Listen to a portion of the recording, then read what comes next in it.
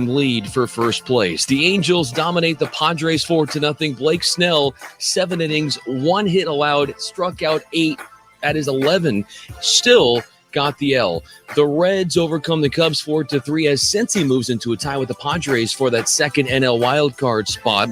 The Dodgers upstage the Cardinals 7-2. Justin Turner homers twice, and also Albert Pujols went yard.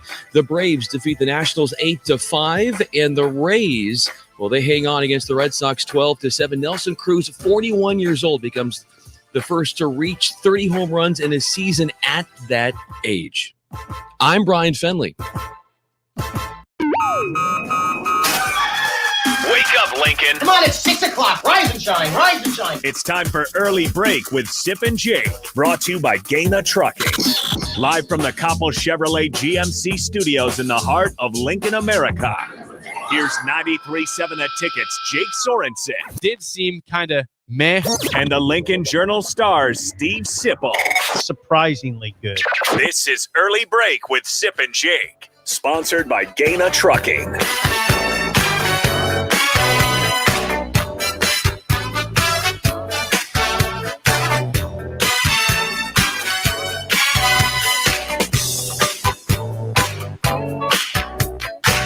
Good morning, happy Wednesday to you, Steve Sipple, Jake Sorensen, Early Break, full show ahead. It is a double barrel Wednesday. Sean Callahan, Parker Gabriel, and the mailbag. Call or text the show at 464-5685. Watch us on the Sauter Heyman Jewelers video stream on Facebook, Twitch, and YouTube. The show is sponsored by Gaina Trucking. How are you this fine morning? Oh, I'm just wonderful.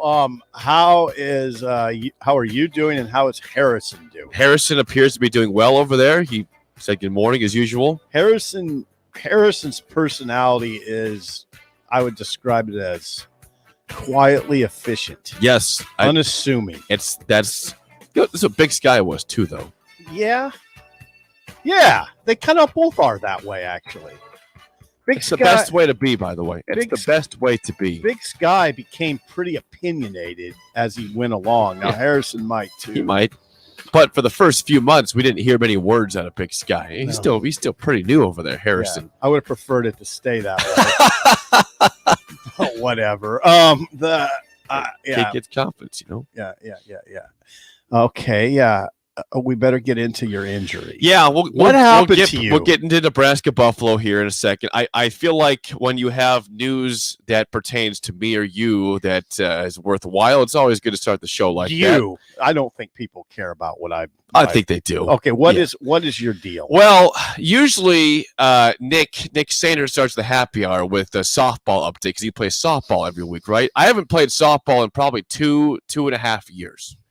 I get a text last night at 5:05 from a friend of mine, Grant. We go with Grant the friend. Asking, hey, can you play softball at 6:15 at Holmes? I'm like, well, I live by Holmes. Yeah. I'm like, I haven't played in a couple of years. I don't mind softball. I said, sure, I'll play. As long as it's like it's 12 guys. Like, no, you're the 10th guy, which needs you to catch. I'm like, well, I hate catching, but I'll do it anyway. Okay, you're the catcher? Yeah. But I made some plays. Guys, they steal in that league. They weren't stealing on me. I showed off the gun. They steal? Yeah, you can steal once the ball hits the plate. A runner is able to steal. Oh my God, that's interesting. But I brought the gun. They're not stealing on me. They didn't even try. Got nervous. Anyways, I went 3 for 4, which is the big story here. My one hit I didn't get was my best hit. It was a laser beam to left field. That was a good catch out there. The story here is this. There's a bigger story than you going 3 for 4 on slow pitch softball. I believe I think I was on first base, and there's a big hit. The guy behind me hit to the outfield, and I'm trying to go from first to home, right? Yeah. Now, I don't have cleats on. I'm wearing regular tennis shoes. Oh, no. Yeah, running shoes. So I want you to visualize this. I'm going to try to explain it as well as I can. All right? Oh, no. So here comes. There's one out. I got to be careful here. I don't want to be the third out of the inning. Actually, there were 2 outs. So I'm going home. There's 2 outs. Okay. So I have nothing to lose. I'm just trying to go as far as I can. Big hit to the outfield to the gap. I'm going first to third, first to second. I'm thinking, okay. You're fine. Half the team is saying stop at third, half saying go. If there's half saying go, guess what I'm doing? What? I'm going, baby. Yeah. I'm not stopping. Yeah, that's your personality for sure.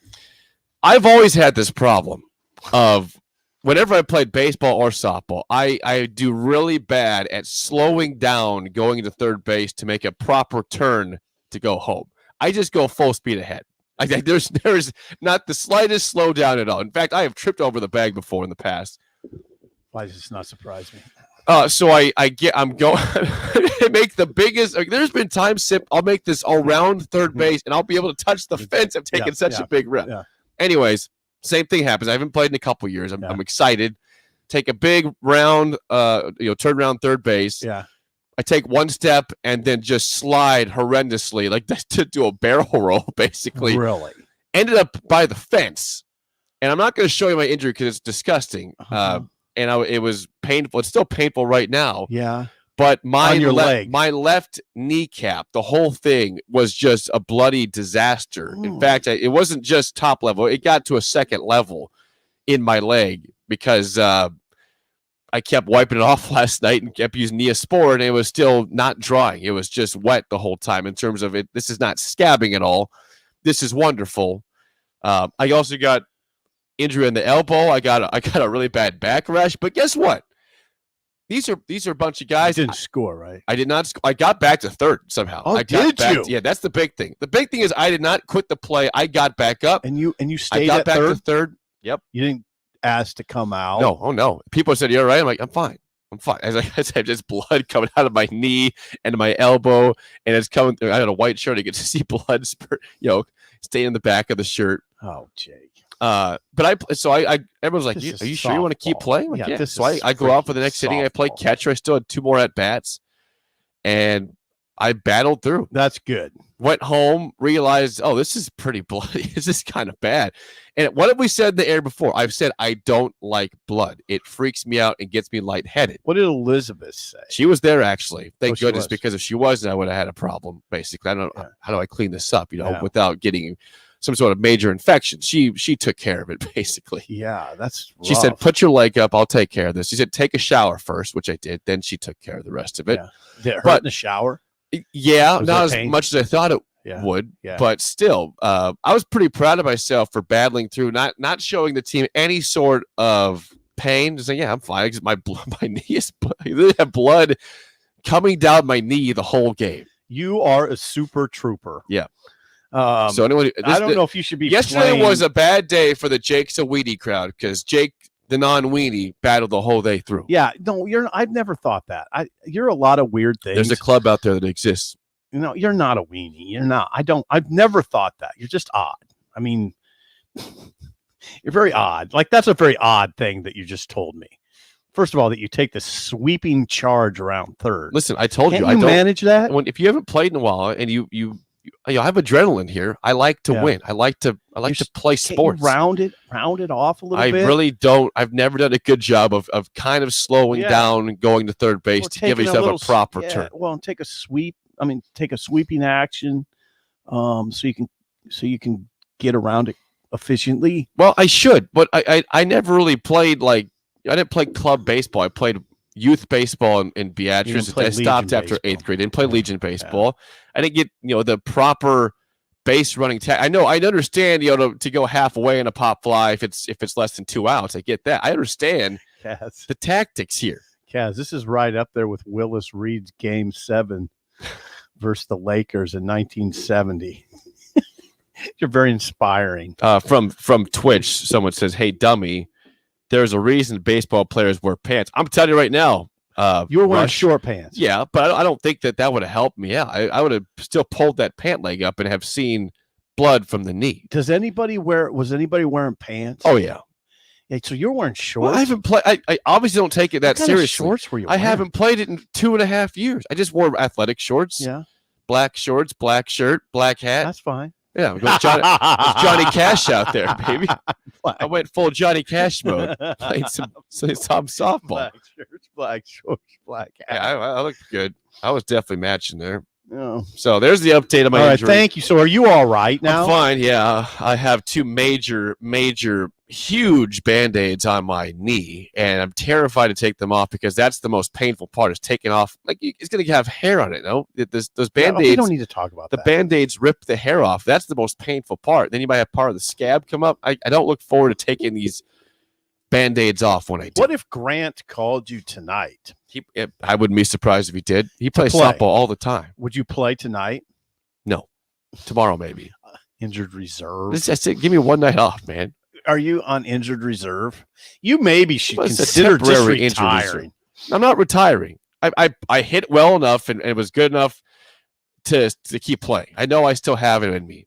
Yeah, there's guys out there that are like my age. that Oh still yeah. play. Well, there's a guy. Is there anybody 55? Yeah, there's actually. I'm glad you mentioned one of our clients here at the ticket, Rico from HIS Auto, who's in our Does studio. Rico play? He's 76 years old. He's pitching out there, Oh, and he's God. still hitting. Yeah. So yeah, I'm not going to be doing that one. he said he talked to a guy once that was playing at like 92 years old. 92 years old playing with a bunch of young guns in slow pitch softball. Now I respect the heck out of those guys. Yeah, I do too. So there's your update on my injury. I'm fine, but This has been your injury update. it just happens where I don't do something for a while. I do pretty well, and then something stupid happens where it makes the whole night blow up or the whole event blow up Yeah, for me. kind of a metaphor for life. Yep, there you go. Things are going pretty There's well. the then update you do never something knew you stupid. needed this morning. Okay, what else is there anything from the Nebraska football media availability that jumped out at you yesterday? Not really me. So I wasn't there, but I read a lot of it, and I would say no. The answer to that question is no. There's nothing press. There's a lot of people talking. I heard Matt Lubick talk. Eric Shenander spoke. Barrett Ruud, bunch of other people. But nothing really no, I don't. stood out to me Not that was really. pressing. Not really. Greg Austin reiterating. I mean, I gave him a chance. I said to him, now, do you ever have to remind yourself that you have to be patient with a young offensive line? One true freshman, two redshirt freshmen, and a sophomore on that line, and a junior who's in his first year as a starter. And what do you think he said? Greg Austin. He said no. It's kind of my No. assumption. No, we got to get it done now. I don't know though. I told him, I said, I mean, there was a time when Nebraska Jake, do you understand there was a time when Nebraska would have never considered playing three freshmen and a sophomore? Yes, There was a they time. had quality depth, very good depth. Experience. But it was more about a mindset that we're not going to put those players in that position. Now the world's changed. I mean, I don't think there was a lot of guys coming out of high school like Teddy Prohaska at Elkhorn, who, by the way, rose to number 2 on the depth chart. Not officially, but he was with the 2 group against Fordham. Now, guys I don't remember a lot of guys coming out of high school 6'9" and 305. so big. 6'9" and 305, and he can bend. Imagine seeing him like at the senior prom. Guy 6'9", 3. What is this guy doing here? Who's this? Exactly. Who is this dude? So I don't know. This Hacking our prom. conversation's changed. But anyway, Austin said, no, we have to get it done now. Which I mean, 2 games in, very mixed results, right? We'll see what happens. Well, against Buffalo. wouldn't you This say- gets us into Buffalo, by Yeah, the way, because it- Buffalo is pretty tough up front. I know, and I feel like and that's why a lot of people who are smart. I think we both agreed to this before the season. I'm not saying I'm smart, but I think I know football pretty well. Yeah, you do. We're saying that the offensive line is a big part of the season. If they do well, this team's going to have a chance because it's been an issue of consistency All right, in the past. It's Stop. still young. stop. What do you think of the offensive line so far? Come on, think about Well, it. The Illinois here's game, what I and think. You got 2 games. No, That's all you got to do. this is what I think. I think we're bound for another season of inconsistency up front. They're young. They're okay talent. They're not amazing talent. It's okay. It's okay talent. I think we're bound for another season of some really good moments and some really frustrating moments again. That's what it's been so far, right? I think it's going to be that way the whole season. Now, I I mean- can't see the whole season going forward, but that's my guess. Illinois was Mostly disappointing. Yes. Mostly. Some moments, some good moments, but I'd say mostly a disappointment. Now, the first quarter against Fordham was a disappointment. After that, it was good. The starters, the backups, they all did a pretty good job. Yeah, they did. Well, they scored on 6 or 7 straight drives. So, yes. Yeah, it rounded into form against Fordham. Now, what does that mean? I don't know. Again, it gets us into this Buffalo game where you say on your rundown, sports bettors seem to be getting more confident in Nebraska's chances to win comfortably on Saturday. Well, here's the thing. We started off yesterday. Nebraska was an 11.5-point favorite as we started the show. Okay. It went up to as high as 14 points. Now it's at 13.5-point Nebraska favorite as of this moment right now. Nebraska is a 13.5-point favorite. As I told you, I'll say this again. I thought this line would be anywhere from 6.5 to 8.5 in favor of Nebraska. You know, I'm not necessarily a genius when it comes to the lines. No, you're not. That's just what my assumption would be. Neither am I. Now, based on my feel for the game. If people are just tuning into our show for the first time, this is not a gambling show. It's not. We don't understand. Jake, I can't even tell you if you. Okay, now this is going to reveal. Yeah, this is going to reveal something sort of.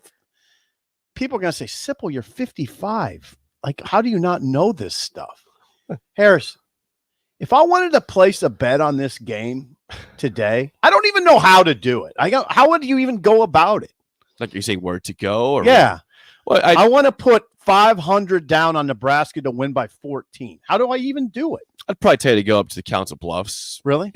Or find a bookie somewhere? A bookie is, but you just do it yourself. That's illegal, by the way. Yeah, it is. You could probably just go to Council Bluffs. Okay, we're just talking. Council Bluffs, something like that. Do that. Yeah. Yeah. Go up there and bet. Anyway.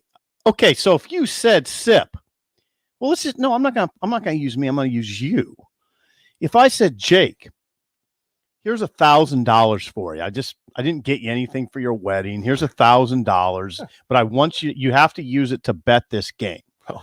What would you put $1,000 on it with the line 13.5 Nebraska favor? Number one, I'd tell you I'd spent it on the game and still put it in my pocket. Okay. So I wouldn't let you know. So you'd be very deceiving. I appreciate that. Yes. Well, yeah, I would. I appreciate our level of trust. Okay. 13.5 for this game. I'd tell you I'd take Buffalo to cover that. Okay. Let's do this a little different. Let's say you and Elizabeth have hit some dire straits. Okay. And you need some quick money fast. You've made some bad decisions and you need money fast. And you say, Sweet pea, we are going to make 1,000 here because I'm putting 1,000 down on Nebraska to win by 4. Well, what would you do? What would you put it on Nebraska? No. Buffalo? You'd put it on Buffalo. I'd put it on Buffalo. No, I will give a prediction on Friday. I think Nebraska wins by single digits in this game.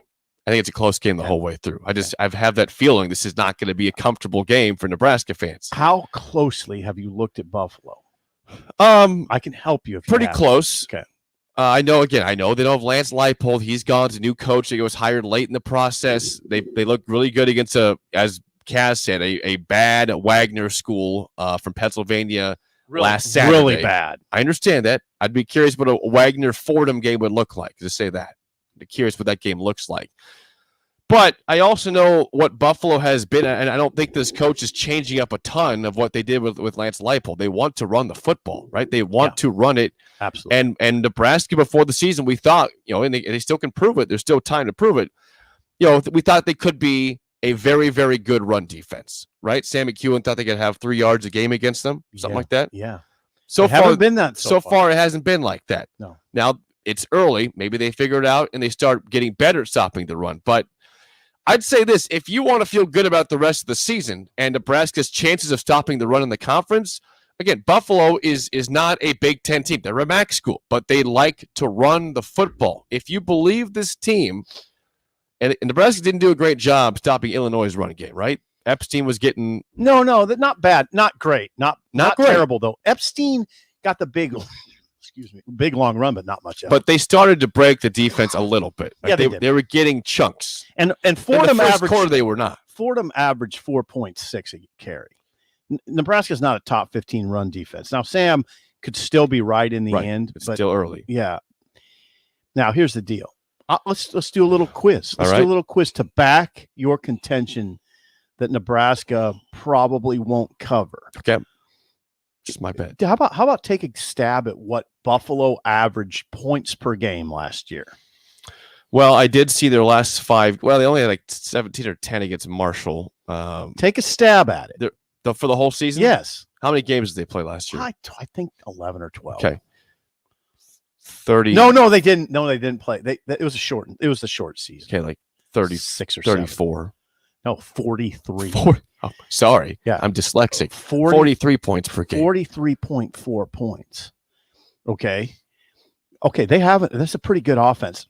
Now, I'll help you a little bit. Please help me. I did watch the Camellia Bowl last year from start to finish because it was on Christmas and it was COVID and we weren't doing anything. Right. Understood. And so I watched the game while Trixie was getting ready. I told her I'm watching this game. Hey, I'm watching football. We don't have much going on. We went visiting other people. Anyway, I was okay. Lance is not listening. Lance Leipold, my friend, and I told him I'm going to be watching. I can't wait to watch your team. I wouldn't tell Lance this, but I was really underwhelmed with what I saw from Buffalo. They played who with the Camellia Bowl? Marshall. 17-10. Yeah, it was low scoring game. It was really underwhelming. I thought they were okay. They're tough. They were pretty disciplined. They didn't have a great game though. They were a little probably sloppier than Lance would have wanted. But they managed to win because they're a tough-minded team. They have a good running back named Kevin Marks. He's not the only running back they play, but he's their main guy. And I would just describe him as tough. He's not flashy. He's not fast, but he's tough. I mean, Kyle Van Treese, their quarterback, Jake, he's just okay. I mean, he's fine. They're not loaded up at receiver. Where they're really pretty good, and what you notice is on defense. Up front, they're good. They are veteran up front, and Jake. Now this winds back to the offensive line discussion. This is going to be a stiff test for those guys on Nebraska. Buffalo's tough up front. They have a pretty good pass rusher in Max Michel, number 6, who Austin talked about yesterday, like he was Lawrence Taylor. And then when I looked it up, he only had 2.5 sacks last year. Oh, and I think he has 4 for his career 5. He's not. I mean, he's 6'2", 228. He doesn't look like the type of guy that's going to come into Memorial Stadium and wreak havoc. But he did win the pinball championship at the Bahamas Bowl.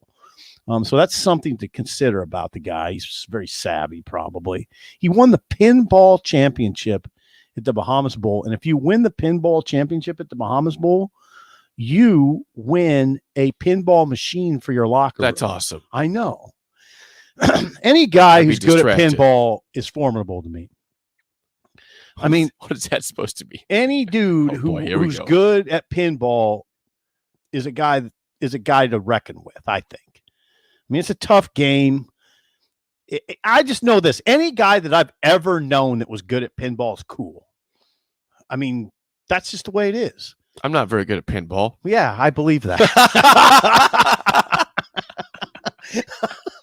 I used to play this. Kaz is good at pinball? I wouldn't be surprised. I played pin, and I got. When's the last time people played pinball? I was like 10, and I'd always go over 45 years ago. Yeah, this mall in Columbus at this bar. They had a bar in a mall, and they had a sweet Evel Knievel pinball machine that I was obsessed with for probably 2 years.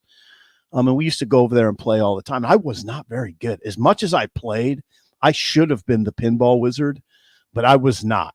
I just wasn't very good. So you haven't played since you were 10 years old? Oh, I've played, but I'm not good at it. So you're not cool then?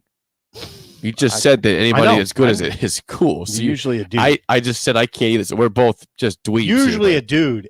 And if you find a woman that's good at pinball. Hello. Yeah, absolutely.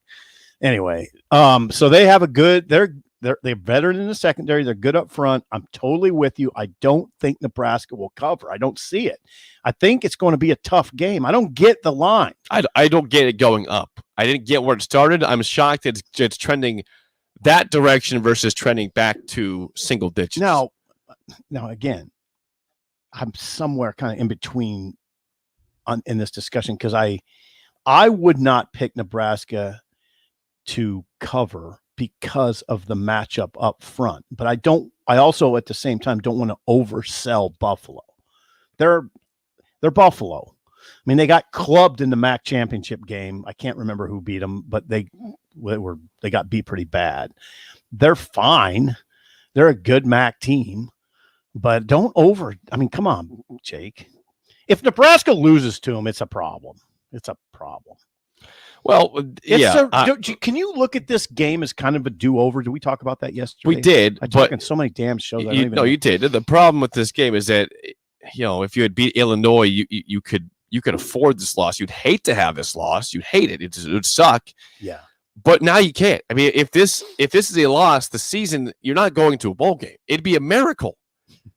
You need 5 Big Ten wins to get to a bowl game after you lost to Illinois and Buffalo. I don't like to think of it that way. I think people. I think you're.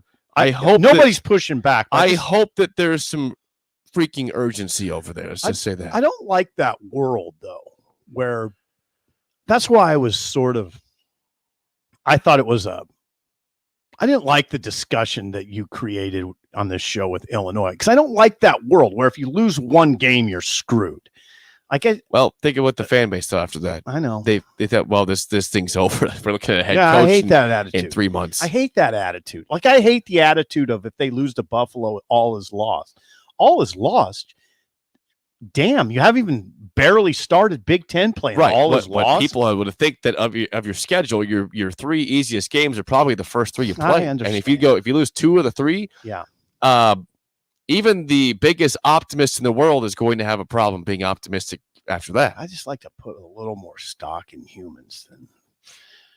Humans are smart, usually, not always. I mean, I'm talking about the football playing humans for Nebraska. Well, they haven't given you a lot of reason to expect great things so far. I mean, you have to look at history. They're 13-21 in the Scott Frost era. Yeah, history is definitely one indicator. And if recent history is you've lost to Illinois and Buffalo on your home field, then recent history would probably suggest that you're in for a long season, which is I get it. I totally. That's why, I mean, no pressure. Jake, you got to win this game.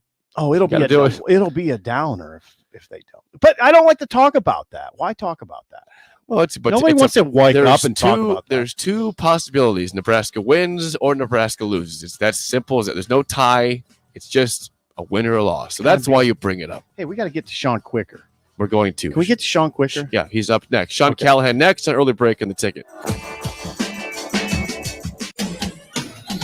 When you choose new flooring, you don't want to wait for weeks or months to enjoy it. You want it installed right away. Hi, Steve Carper from O Street Carpet. We hear stories every day about long waits and installation charges way higher than necessary. When you choose O Street Carpet, we'll measure free, install right away, and at a much better price. Stop in, shop now. Proud to be Lincoln's choice for nearly 50 years.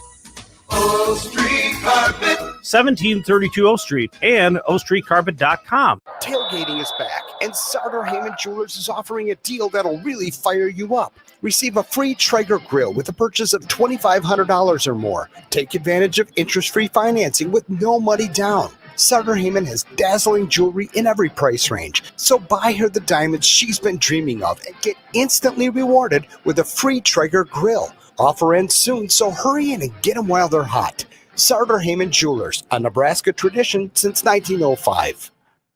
New owners means new lunch specials at the Fox Bar and Grill. They've just introduced tons of options on their new under $10 lunch menu. Small nachos grande, a classic cheeseburger, 4 boneless or traditional wings and fries, or a small single topping pizza for just $5 each. Try the mushroom Swiss burger or the pepper jack stack burger for just $6. And for just $7, try any of the classic steak Philly, club wrap, grilled chicken salad, or grilled southwestern salad. It's the under $10 lunch menu at the Fox Bar and Grill, just south of 14th and Pine Lake. We're gonna eat pizza from Casey's and watch the football games. Yeah, enjoy the season with delicious Casey's Pizza. 2 tasty pizzas for big game days. Now at Casey's, you can get 2 large single-topping pizzas with delicious made-from-scratch dough for $9.99 each with promo code DOUBLE. Casey's here for good. Yeah! Have you been to Barn Wooden Leather, that new furniture store in Lincoln? It's a whole new look.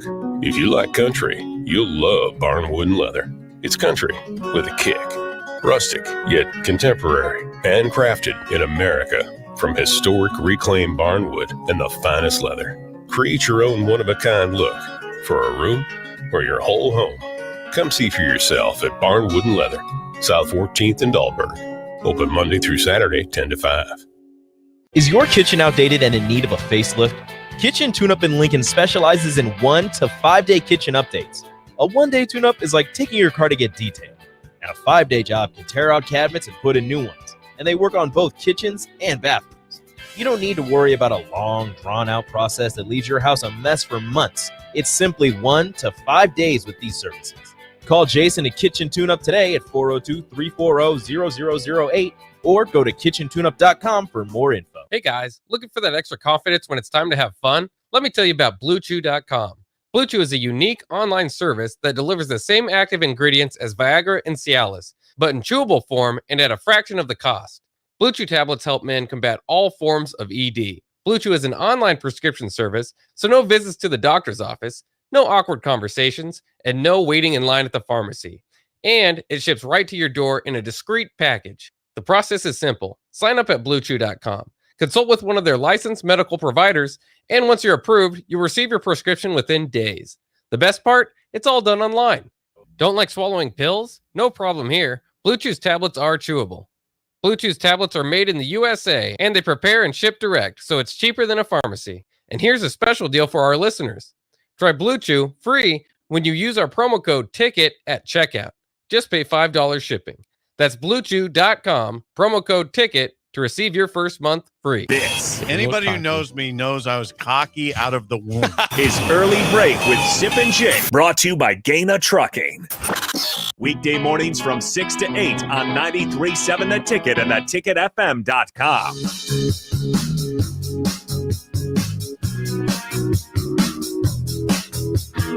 We are already on to Nebraska's third game of the season. Man, it flies when it gets here. It'll be over before you know it, but hope it gets better here for Nebraska. We are joined now by Husker Online Sean Callahan. Sean, good morning.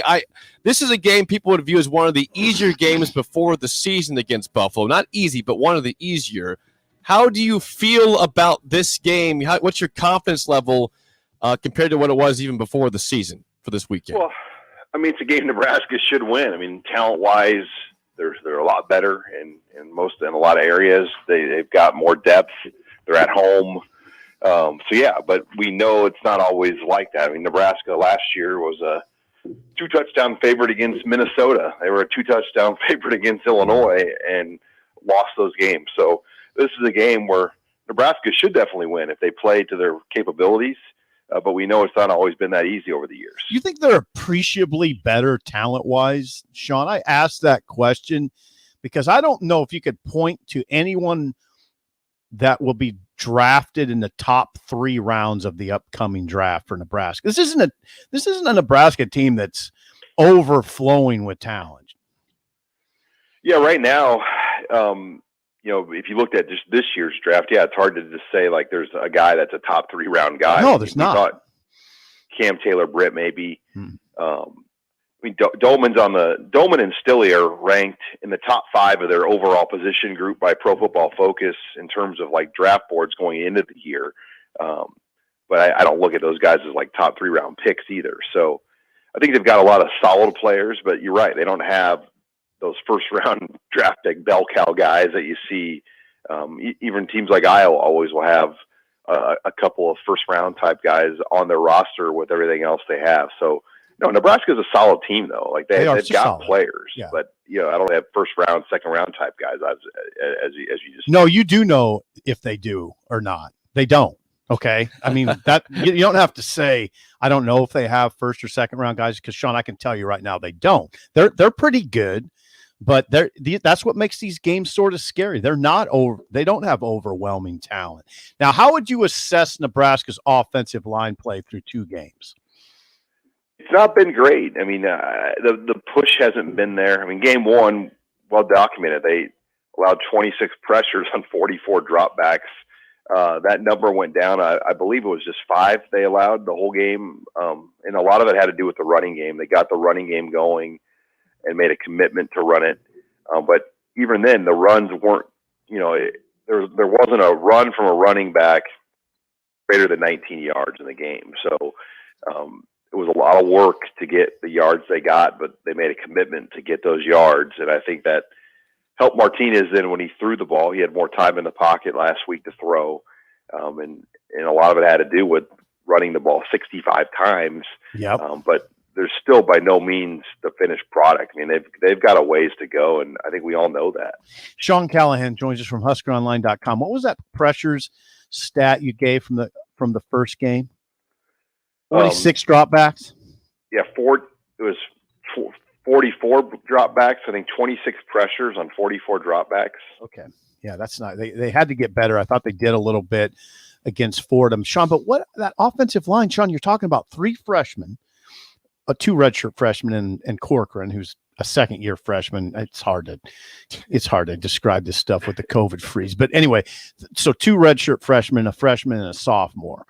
I mean, what should we really expect from that group? Yeah, I mean, you make a good point. I just think progress. I mean, these are highly recruited guys for the most part, and they're strong guys, they're athletic guys, they're big guys. You would expect development and growth now with this group on paper. But on the other hand, they lost really 3 starters from a year ago, if you count Bo Wilson, but 2 that are in the NFL now. So they did lose a lot, and Matt Farniak and Brennan Hymas. But I think we dismissed Hymas just because that Rutgers game, how well Corcoran played. You're like, oh, that's going to be every game for this guy now. He stepped in right away and played so well, and it's been a transition for Corcoran. Yeah, it has. Piper, there's still been a lot there with Piper, and he's in his second year as a starter. That just hasn't really materialized well. And there are rumors that Brock Bando may have gotten the start last week if he wasn't sick for the game. There's still a work in progress, I think, getting that group to where it needs to be. Sean, through 2 games, it looks like so far, at least in the early going, that Marquis Stepp has been the best running back, at least in our eyes, in this show. I mean, they had 18 carries last week. Do you think they'll give him the majority of the load going forward, or how do you think they'll handle the running back situation in the next couple games? It feels that way.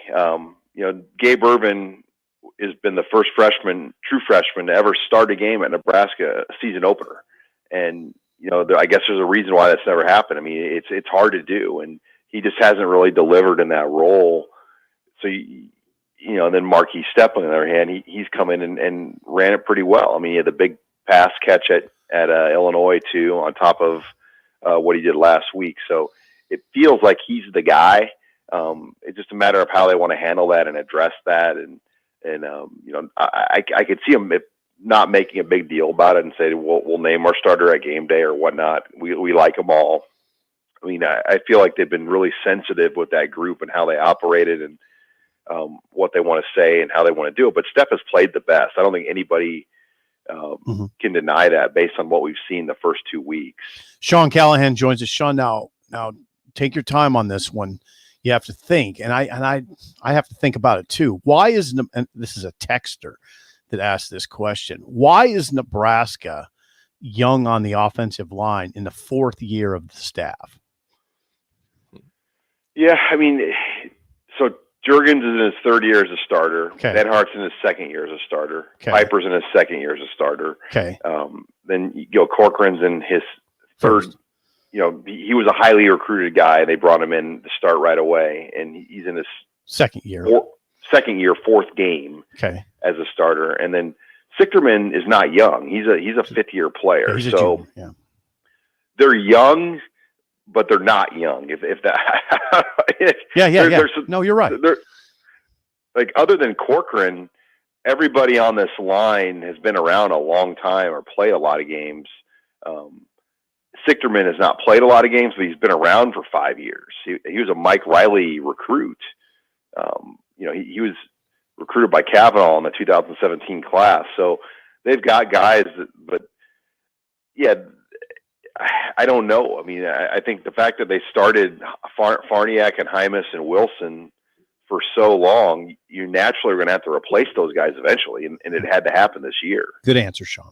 Sean, defensively, Nebraska, will have a big task stopping the run against Buffalo this weekend. They didn't do a great job against Illinois for part of that, majority of the second half of that game. Fordham ran well in the early parts, didn't do much at all. How do you feel about Nebraska's ability to stop the run against Buffalo, or at least contain it to a certain extent this weekend? I think it's a better matchup for them. I mean, Buffalo's going to come at them with a more traditional look, more traditional downhill power runs. And I think the offensive line, that is probably the question on Buffalo. They had to replace almost the entire line in the offseason.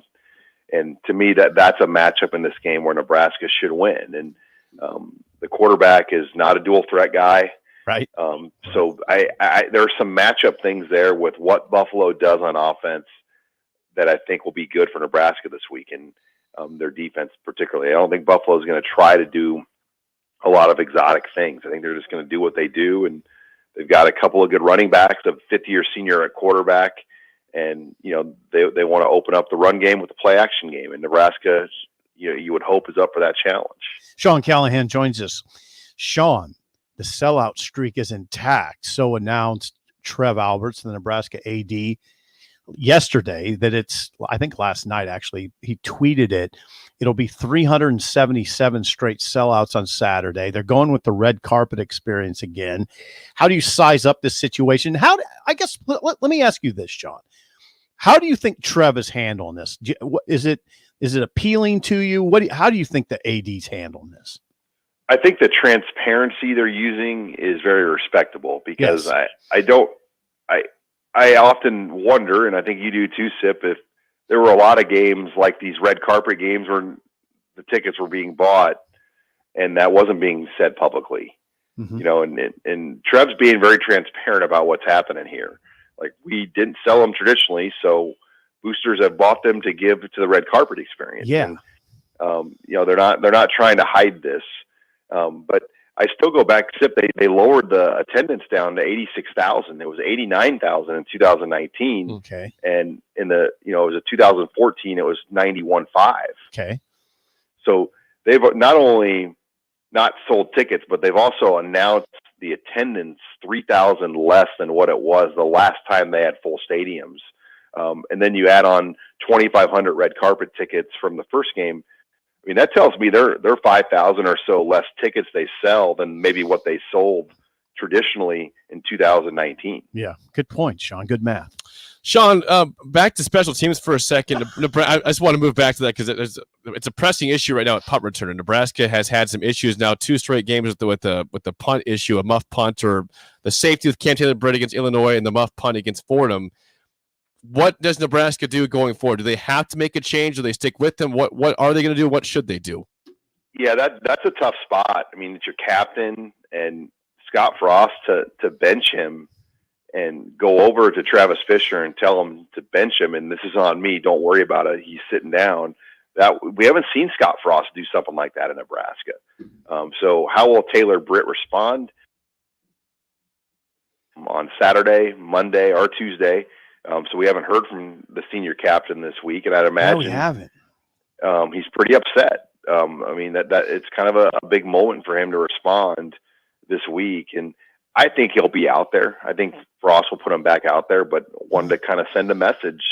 But there's a kind of a mentality that I think he has, that he can be Superman and take over a game or do this or that, and he's 2 weeks in a row now. Those are penalties, or those are plays that cost you football games. I guess the question would be, Sean, have you seen enough in the past or even this year that would warrant him being back out there? He hasn't really had any returns yet. It's been mostly, I mean, he hasn't done much, but have you seen enough to warrant him being back there in the first place, Sean? I mean, I haven't seen a punt return in a legit Big Ten game from Nebraska since I don't even know when. I mean, he had a couple, Sean. He had a couple last year. He had a couple last year. Also, the bad muff against Iowa, though. Yeah, it's true. But yeah, he had one against Purdue. You're right. I mean, but I just feel in general with the way punts are in college, a lot of unorthodox style punting, and then the spread punt formations, it's hard to get returns in college football on the punt now. Sean, if it's not Cam Taylor-Britt, it would be Oliver Martin, who, by the way, didn't play last week.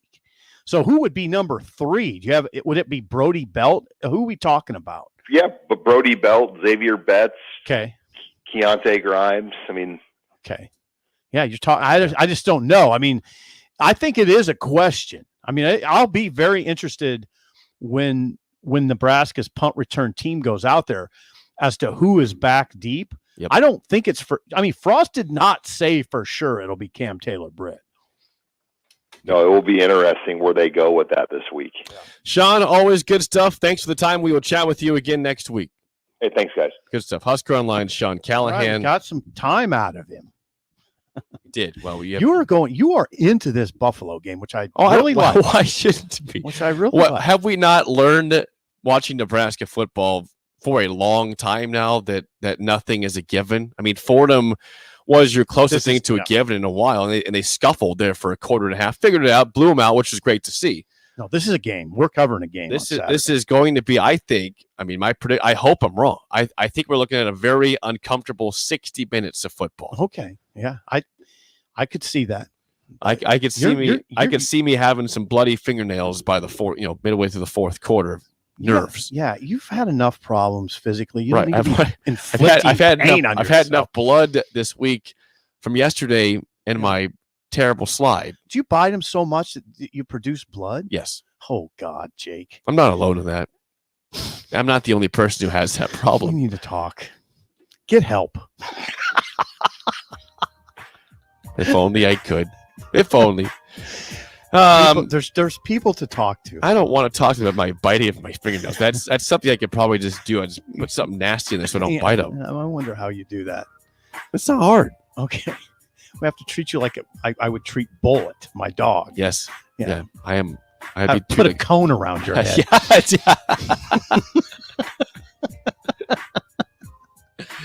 On that note, Song of the Day and Mailbag is up next on Early Break on the Ticket. Tailgating is back, and Sartor Heyman Jewelers is offering a deal that'll really fire you up. Receive a free Traeger grill with a purchase of $2,500 or more. Take advantage of interest-free financing with no money down. Sartor Heyman has dazzling jewelry in every price range, so buy her the diamonds she's been dreaming of and get instantly rewarded with a free Traeger grill. Offer ends soon, so hurry in and get them while they're hot. Sartor Heyman Jewelers, a Nebraska tradition since 1905. 93.7 The Ticket, Fox, KFXL weather. Sponsored by John Henry's Plumbing, Heating, and Air Conditioning.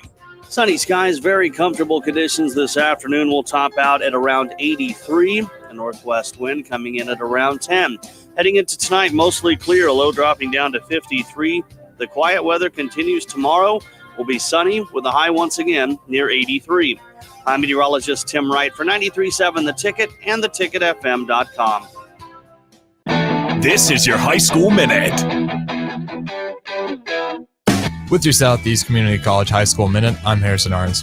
On Friday in a Lincoln football rivalry matchup, Southeast edged out Southwest 28-21 for the win. Jake Applegate would score the only touchdown in the second half for the Knights to secure the win. Lincoln Lutheran won their matchup against Lincoln Christian 23-7 and took home the Spirit Sword. In other Week 2 football, Grand Island won over Lincoln Pius 28-14. Lincoln High shut out Omaha Bryan 42-0. Lincoln Northeast won against Lincoln North Star 26-24. Papillion South beat Lincoln East in a close one 32-28. In volleyball, Class A Papillion La Vista South sits at number 1 in the power rankings with a record of 7-0. Millard West is at 2 with a record of 9-1. Papillion South will have 2 games this week to defend their spot at number 1. They play Lincoln Pius on Tuesday and Elkhorn South on Thursday. This has been your High School Minute, sponsored by Southeast Community College, with locations in Lincoln, Beatrice, and Milford. Learn more today at southeast.edu.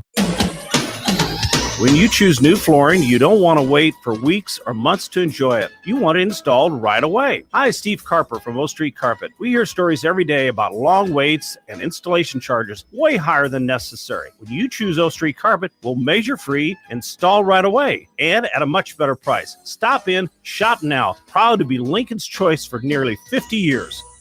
O Street Carpet. 1732 O Street and ostreetcarpet.com. Need a better job? Looking for a career? Gaina Trucking and Excavating is what you're looking for. They are a rapidly growing company looking for a heavy mechanic.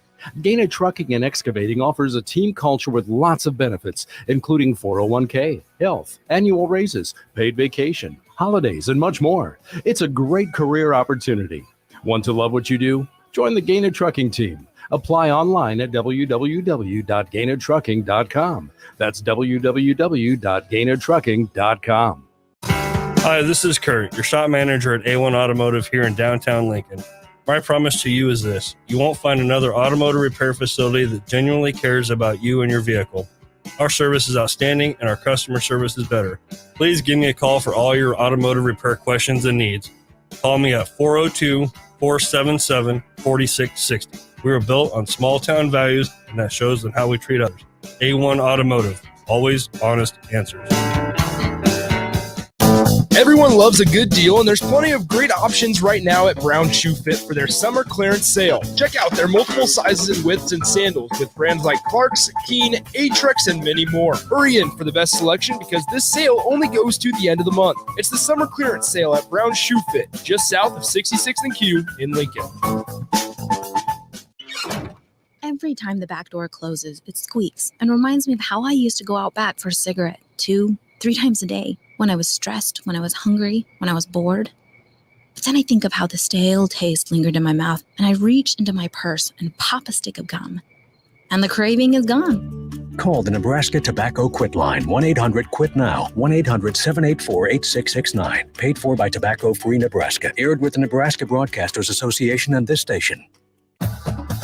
We're gonna eat pizza from Casey's and watch the football games. Yeah, enjoy the season with delicious Casey's pizza. 2 tasty pizzas for big game days. Now at Casey's, you can get 2 large single-topping pizzas with delicious made-from-scratch dough for $9.99 each with promo code DOUBLE. Casey's here for good. Yeah. You love to bash his sports takes. Now, will you feel like an idiot if you're No, a big tough? never feel like an If idiot. you're a big tough guy this morning, But you really love to voice your displeasure for his music choices. stumbled on an issue that I did not think would generate this much passion and discussion. It's time for Jake's questionable song of the day on Early Break on 93.7 The Ticket and theticketfm.com.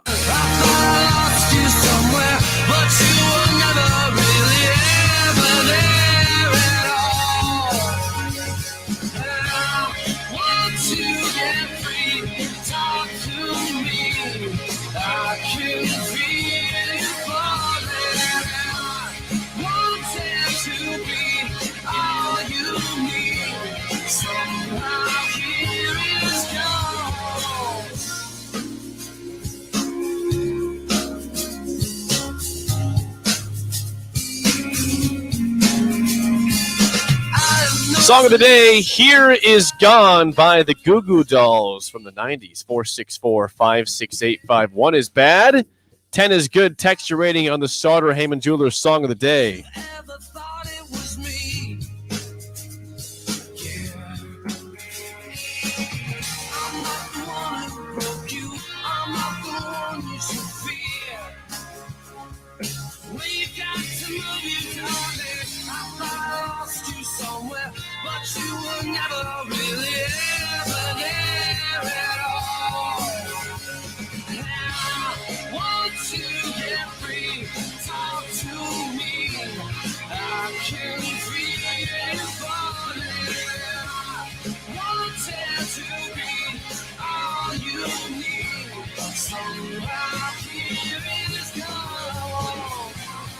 From 1998, the album Dizzy Up the Girl. That's Here Is Gone by the Goo Goo Dolls. 464-568-5. 1 is bad, 10 is good. Text your rating on the Sauter Heyman Jewelers Song of the Day. Oh, I mean, that's just perfect. I mean, it's a perfect song. I heard it Sunday morning. I think I texted you, right? You did, yeah, you did. Yeah, so I gave you an idea. Good. You don't have to use my ideas. I don't usually for songs.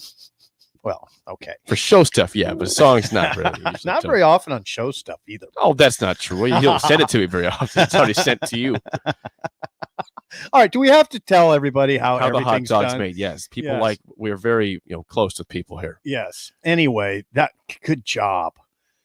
I don't know what to say. I heard that song Sunday morning, and I hadn't heard it probably in 5 years, and I was blown away. Okay. How good that's by how good that song is. There's no way it's under a 9. I'm going to say 9.6. Jeez. Oh, it's a great song. I mean, and it's a beautiful song on a beautiful day too. Like if you hear that song and it's 80 degrees and sun shining, it feels like the world, this crappy world, is somehow okay. It does. It does. It doesn't feel like it's spiraling into an abyss.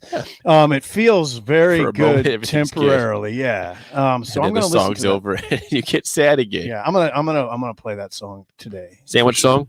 Well, I haven't been making sandwiches because I've been working at Scooters and they Oh. expect me to buy stuff. Okay. So All I'm right, gonna do that. A Scooter song then. Yeah. Do you for bring peop- headsets like for music then or what? Yeah. Journal Stars closed down, Yep. We don't have an office, so everybody's kind of scattered, and I'm working out of a Scooters. I've offered you this space. You've denied it Well, I several like times. Scooters. I like the windows. Okay. Harrison, we got to guess. You were 9.6 yourself. Yeah, love the song. I'm going to guess Harrison actually. Well, he gave yesterday's song an 8.5. Peaches, right? Which was a shock to me. Peaches. Which was actually a mistake. I didn't have my computer froze up, so I couldn't play the song I wanted to play. Go ahead. 6.5. He doesn't do anything, but he's always a 0.0 or 0.5. He's not gone to the other decimals yet. So I'm going to Not go very 6.5. 6.5. Yeah, you're saying 6.5. Is that too high? Might be too high. No, I think you might be a little low. I'm going to say 7.0. 7.0. 4.2 gives me Christian rock vibes. Interesting. That's got a little vibe of that. Yeah. Little Lifehouse to that, maybe. I don't know what to say, Harrison. Is there something wrong with Christian rock vibes? Okay. There's a space. There's a spot for All right. Christian rock. Yeah, no, Harrison, you're good. Really? it's You okay. don't like That's that all right. song any better than 4.2? Harrison, I gave it a 9.6. Well, as you know, he's been all over the board, except for Garth Brooks. He gave it straight 5s the whole week of that one. Yeah. What are you hearing from the people? All right. 9 from Ross. Michael, Columbia, South Carolina. Shout out Hello, East Michael. Coast. He says 10. You totally redeemed yourself from yesterday. Is that the best Goo Goo Dolls song? No. What would you say is? There's a lot to choose from. I've seen them in concert 3 times. Have you? That's how much I like the Goo Goo Dolls. Okay. Mhm. Well, I think you're gonna people say Iris is the best. I don't know if I'd say Iris. That's the most popular one. How does Iris go? I don't want the world to see me because I don't think that they'd understand. Oh, yeah. That one. Okay. Now, this one's better than that one. What is the best Goo Goo Doll? Slide is pretty good. Yeah, Slide's pretty good, but not as good as that one. Good. You're good at these. Let Love In's pretty good. Pretty good. Baby's Black Balloon's pretty good. This one's the best one in my opinion. This one's It's good. definitely probably top 3. I'm not giving any other Goo Goo Dolls song a 9.6. You might give Iris 9.6. Nope. 4.6 from John in Fremont. 4.1 from Jared in Wisconsin. Colby says 10. Jake, the Goo Goo Dolls are my jam. Okay. Someone says, golf term, thank you. I bladed a wedge, but ended up on the green. That's Oh, a yeah, 7. good job. That's always a good feeling. Good job, yeah. 10. John Des Moines, you got a guess there. Yeah, I think John likes that. He gave it a 6. Great band who is still making great music. They are 8. 8 from John. John's got high praise from John. John has good taste in music, really. Fake Mario 6.5. Kent says a 7.1. Grandpa Rick says 8.7. 9 from Ryan. 6.2 Brown Magic. Pickle Rick says 7.8. Shout out Pickle Rick. Jordan 10 for 10. Goo Goo Dolls his favorite 90s band. Sweet. Meh from Sean in Omaha 5. Sean, what? Come on, Sean. What's meh? That's fine. I respect your opinion. And Jordan says yes, they're going to be at Pinewood Bowl next summer. They're supposed to be here this summer. It got canceled with COVID, but next summer they're back. Okay. David in Orlando 7.5. East Lincoln West says Sip, you're giving that song way too much credit. No, like it just resonates for some And reason. John Des Moines does say that Black Balloon is their best song. I said Baby's Black Balloon. Okay. It's a good song. That song somehow just hits with me. You know how that goes. Yep. Everybody has some songs like that. Yes, they do. All right, we got time for a few mailbags, I guess. Okay, well, you're very enthusiastic about that. I really I appreciate ran late that, as Jake. usual, so how it goes. Yesterday, we were asking about Labor Day and why. Yeah, it what happens. is Labor Day? I'm glad you asked that. That's the title of an email I got from Brian. Okay, Brian. Brian's email goes, "What is Labor Day?" He says, "There is a cutting-edge research tool the younger journalists are calling Google now, Sip, where you and your grandson can learn about the American labor movement and so much more." Okay, is that what it's about? Yes. The American labor movement? Yep. Yeah, the American labor movement's interesting right now because you can get a job anywhere you want. Everyone is hiring. That's right. Really, honestly, it's a great time to be looking for a job. This is the because first everyone time in needs my employment. life I haven't been worried about losing my I job. know, right? Exactly. Well, I guess I go work over there. Sure. From Tad. Tad says, "All right, guys, breakfast food, toast. What do you put on your toast? Are you peanut butter? Are you butter? Are you jelly? What are you putting on your toast?" I don't usually do it, but butter and jelly is the optimum. And I don't, you know how women seem like they make toast better than dudes. Like Trixie's toast is way better than mine. I don't know why. I think women have a touch with toast. I usually is that view- sexist? No, I don't think it's sexist. It's not a compliment. It's a compliment. Right. I just think women have a touch with certain things, and toast is one of them. Yeah. Like decoration. You don't want me to decorate a house, right? That would be terrible. Are you sure about that? Yeah, Are you sure about yeah. I'm going to challenge you to that. See what it looks like sometime. The answer is peanut butter. I generally think toast is a waste of time. Why? If I go to Denny's, I used to go to Denny's all the time when I was on the East Coast for summer, and I would get every morning. I would get eggs or like pancakes, and then hash browns, and they give me toast. I'm like, I don't need everything else is enough food. I don't That's need a the bread. strange take. A strange take that toast is a waste of time. Yeah, It's not. Well, some It's people not. make it their whole meal. I'm like, that's not a breakfast. It's a side dish for a breakfast. If you just get eggs and toast, you're pretty much My taken mom care of. used to eat toast every morning. I'm like, Mom, that can't fill you up at all. It's a piece of bread Well, with some some peanut people butter aren't on. looking to get filled up. Well, you need some substance. There's not much substance on a piece of I'm bread. not looking to get filled up. I am. That's why I eat At my breakfast? Yeah. See that big bowl of oatmeal I eat every morning? I should put I put 2 pack. I should put 3 or 4 in it now. Yeah. I should be doing that. Hungry, man. My hunger is up. And this last one is from Billy. Billy says, "What are you guys' thoughts on backwards caps? Or is it No out go. or out? No go for a 55-year-old. What about like a 30? What if I strolled in here with my cap back? I would just laugh at you and say, "What I happened?" mean, you know, I'm in somewhat of a crisis. that would be But it. that would definitely tell you I'm in a crisis.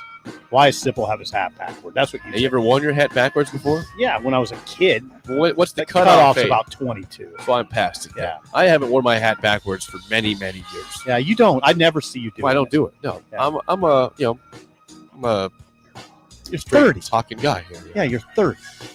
Yeah, I don't do that. Cutoff's I- probably 25. I'd be surprised if you ever see me in a backwards hat. I'll again. go to 25 is probably okay.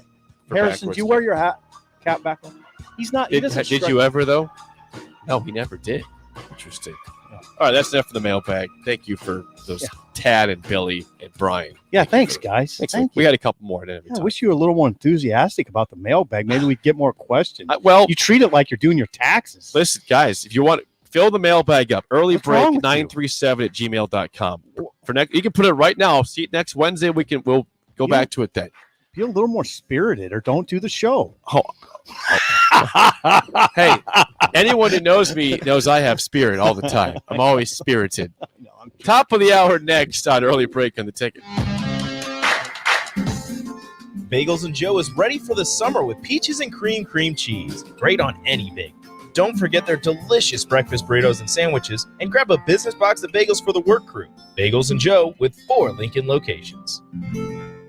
At Gaina Trucking, you can make a better income, a better career, and a better life. Gaina Trucking and Excavating is now hiring Class A and B CDL drivers. Careers include amazing benefits with a 401k, healthcare, paid vacations, annual raises, and so much more. 40-hour work weeks guaranteed year-round. To be a part of this amazing career opportunity, apply online at GainaTrucking.com. Don't miss our team culture, benefits, and a career that will give you a better life. Be better at Gaina Trucking and Excavating. Is your kitchen outdated and in need of a facelift?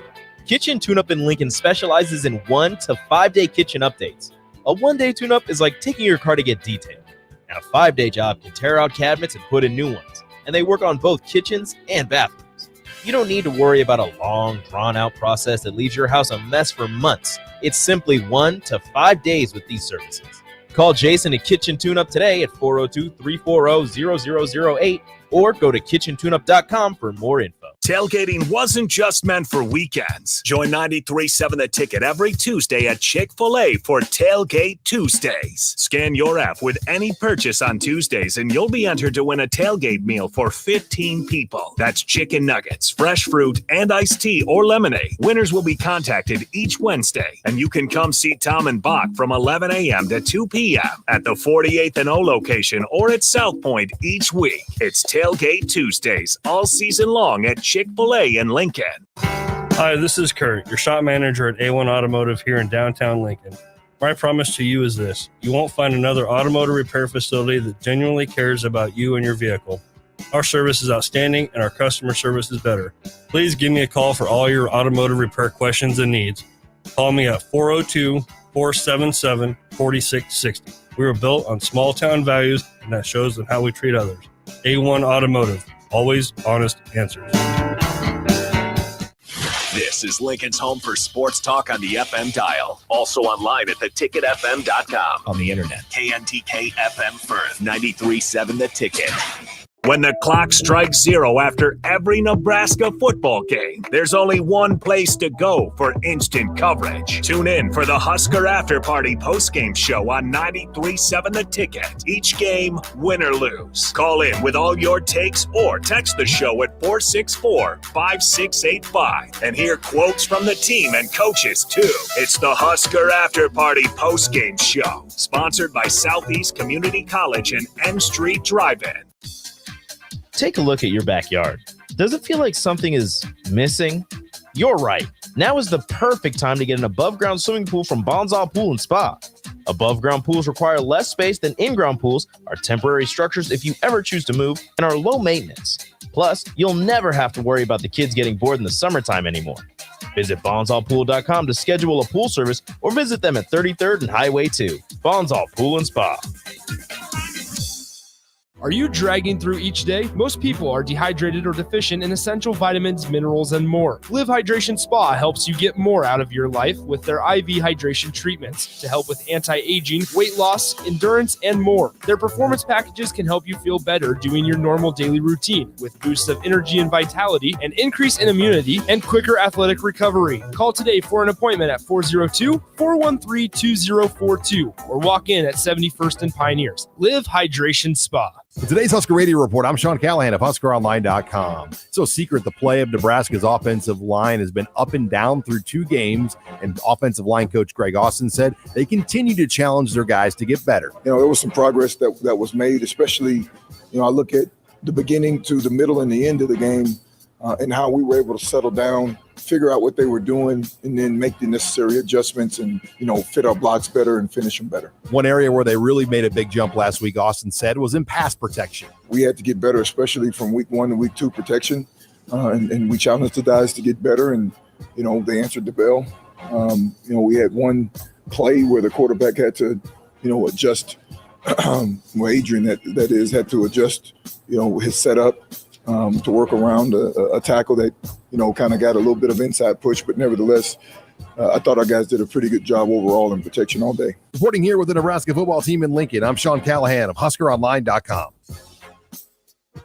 New owners means new lunch specials at the Fox Bar and Grill. They've just introduced tons of options on their new under $10 lunch menu. Small nachos grande, a classic cheeseburger, 4 boneless or traditional wings and fries, or a small single topping pizza for just $5 each. Try the mushroom Swiss burger or the pepper jack stack burger for just $6. And for just $7, try any of the classic steak Philly, club wrap, grilled chicken salad, or grilled southwestern salad. It's the under $10 lunch menu at the Fox Bar and Grill, just south of 14th and Pine Lake. Wake up, Lincoln. Come on, it's 6 o'clock. Rise and shine, rise and shine. It's time for Early Break with Sip and Jake, brought to you by Gaina Trucking. Live from the Coppel Chevrolet GMC studios in the heart of Lincoln, America. Here's 93.7 The Ticket's Jake Sorensen. Did seem kind of Meh. And the Lincoln Journal stars Steve Sipple.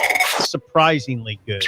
This is Early Break with Sip and Jake, sponsored by Gaina Trucking.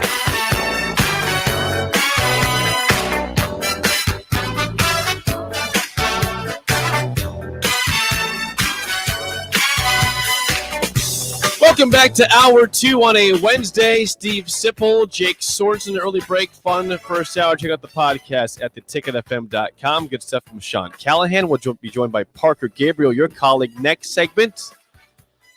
You can always call or text us at 464-5685. Watch us on Facebook, Twitch, and YouTube on the Sauter Heyman Jewelers video stream. Also, a couple things before we get to next topic. This came in from the text line during the break. From let's see, this is from Wet Blanket. We were just talking about breakfast food. You know how I mentioned toast is a waste of time? Yeah. He said, yeah, you'll like this one. Maybe you won't. Wet Blanket, long-time loyal listener, Yes. loyal texture. The wet one. Based on Sip's changing opinion about Nebraska's roster talent, I would guess his favorite breakfast food is a waffle. That's pretty good, Wet. I don't have a changing. I mean, they're all right. They just Wet. Here's the deal. I mean, I think it's an interesting situation with the fan base and the media. I've said this before. It seems like there's this level of acceptance with Nebraska's kind of standing in the world, like that first rounders are for other people. You know, Nebraska hasn't, just to reiterate, Nebraska hasn't had a first round draft pick since 2011. 10 years ago. Okay, now why are people so okay with that? I don't know. That's a good question. You know, Why? you've seen Iowa have many first-round picks. Right. Wisconsin's had many. Buffalo's had a first-round pick Well, since 2011. Northwestern had two last year. Yep.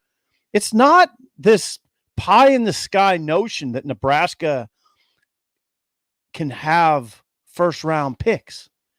That's how you get back to winning. Okay, did you happen to watch Florida State Notre Dame the other day? Yes. Did you notice the safety for Notre Dame, Kyle Hamilton? Mm-hmm. Did you notice that he had 2 picks in that game? And would you say that Notre Dame wins that game without those 2 picks? No. He's a first round, he's a top 5 talent. Todd McShay has him as the 5th overall pick in the upcoming draft. Those are the kind of players you win games with. Okay? Those are the kind of players who put you over the top in those games. I don't know. If Florida State might have a first-round talent in that Jarian Johnson, the transfer from Georgia, who, by the way, was just a role player at Georgia. He looks very good. Number 11, the defensive end. He's the kind of defensive end I've talked about that you need because he's about 6'5", 255, and or probably bigger than that. And he can bull rush and stick those long arms in there and create havoc. Those are why are we so accepting of the fact that Nebraska hasn't had a first round? Well, you're getting a lot of textures saying, "Hey, hold on a second, I'm not okay with that." Okay, that's what I want to hear. Blanket chimes back and he says, "I am not okay with it. That's why I think Nebraska is a 4-win team, and you say they were an 8-win roster." No, I said no. Wait, you did you predicted 7 or 8 wins. I said that if all goes well, they could win 8. I'm more in the 7 range. 7 or 8's pretty similar. Well, I didn't say 8. Well, I said if all goes well. Perfect. But 7 wins is going to be a good accomplishment with the loss to Illinois at this point. Regardless, Mike says, "Hey, don't speak for me. I am angry about lack of top picks and lack of development." I mean, that's my favorite word. It's my favorite word. I mean, you got to get guys that you don't have to develop so much. Well, Khalil Mack went to Buffalo. What happened to him? He developed pretty dang well there. Maybe he was just really good. I mean, and everyone has missed on him. Yeah, no. I mean, there's got to. Okay, why can't you get the guys that people miss on? What I'm suggesting is that has to be a combination. Okay, it can't just be all development. You have to sometimes get a Randy Gregory. How much development do you think Randy Gregory needed? Did need a lot, but right. But what? I mean, how much development do you think Mike Rozier needed? You know, I mean, some guys just got it. You got to get those guys too. I hate that. Well, you got to develop. Well, yeah, get some guys that you don't need to develop that much. They're just off the charts good. Well, I think Nebraska needs to, reevaluate, reassess how they recruit players. Are you going strictly off of a star system, or are you actually looking with your own eyes about what these players are? Because I think Wisconsin and Iowa, who are by the star system, are getting better, but for a long time they probably didn't really care about the star system. They said we're going to get the guys that fit this system and win this way, and we're going to develop them. They're going to they're going to come in developed for a decent amount, but we're going to turn them into the players they can be. Those are still developmental programs. Develop great players. Absolutely. Those guys don't go in there as first round picks. Well, they leave as first round picks. They've had guys that do. Epinesa? That's one guy at Iowa. Who else? Well, I don't know. Like Fant was a talent. Was he going to be a first round pick? Well, I doubt it. They developed him. Yeah. But they've been far ahead of Nebraska in talent in recent years. They have. We'll never know this. I'd be really curious how. Don't talk about rankings, please. No. I'd be curious how Kirk Ferentz would do with the roster Nebraska has. Yeah. I want to see the development. I want to see guys get better. It's a complicated discussion. I know we can't see that. We don't get the chance to look at that. It's complicated because he runs a different system than Nebraska. He has his own way of doing things. So would he come to Nebraska and change the systems dramatically? Well, if yes, it's going to win games, and sure, do what you got to do. Yeah. If it's going to get guys to the league and you're going to get guys developing at a higher rate, then sure, do what you got to do. Okay, here's where this is we had this discussion yesterday, so we don't need to have it again. I was going to point out UTSA, and that I watched that game, and I thought their talent level was about the same as Nebraska. Now that's an upper level Conference USA team. UTSA. That's what Conference USA, though. Yeah, they're upper level Conference Group USA. of 5. Yeah. Well, okay, so it all fits when you think about the discussion we're having as it applies to Buffalo. You're worried about Nebraska beating Buffalo. Yes, I am. So you can't tell me that you think Nebraska's talent level is commensurate with the recruiting rankings they've had. It's not. Yeah. Okay, that's a good admission. But I think they should develop better than what they are. I think there's some good players in this team that aren't. And I'm not going to say which players I think need to get better or should be better, but I think there's guys that are talented on this roster that either aren't playing, or they're not playing enough, or they're not playing to their level they can be. Well, I think you could go to every team in the world and say that. So yeah, some guys are developing at a high rate. Some are developing at an acceptable rate. Some aren't developing at all. That's universal.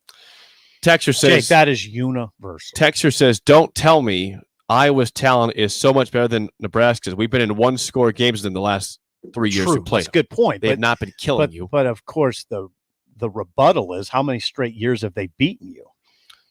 6. No, but I don't think Iowa has a lot more talent than the last 3 years. If you watch Nebraska, Iowa, you would not say, "Wow, Iowa is head and shoulders above Nebraska." But I'll tell you what they've had. That Nebraska hasn't. It goes back, Jake, to what I'm saying. What did they have last year? They had Davion Nixon. Where's he drafted? So first round. Yeah, they had a first rounder. Yep. The year before that, what did they have? Epinesa, I think. Second rounder.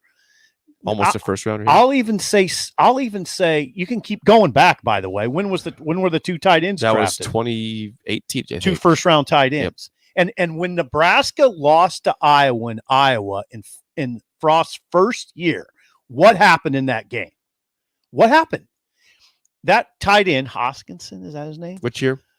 Frost's first year, 2018. Hawkinson. Yep. In Iowa that City. Tight end was pretty quiet during the game. But then what happened at the end? Crunch time. When they needed a play late, when they needed a play to get a first down and move into field goal range, what happened?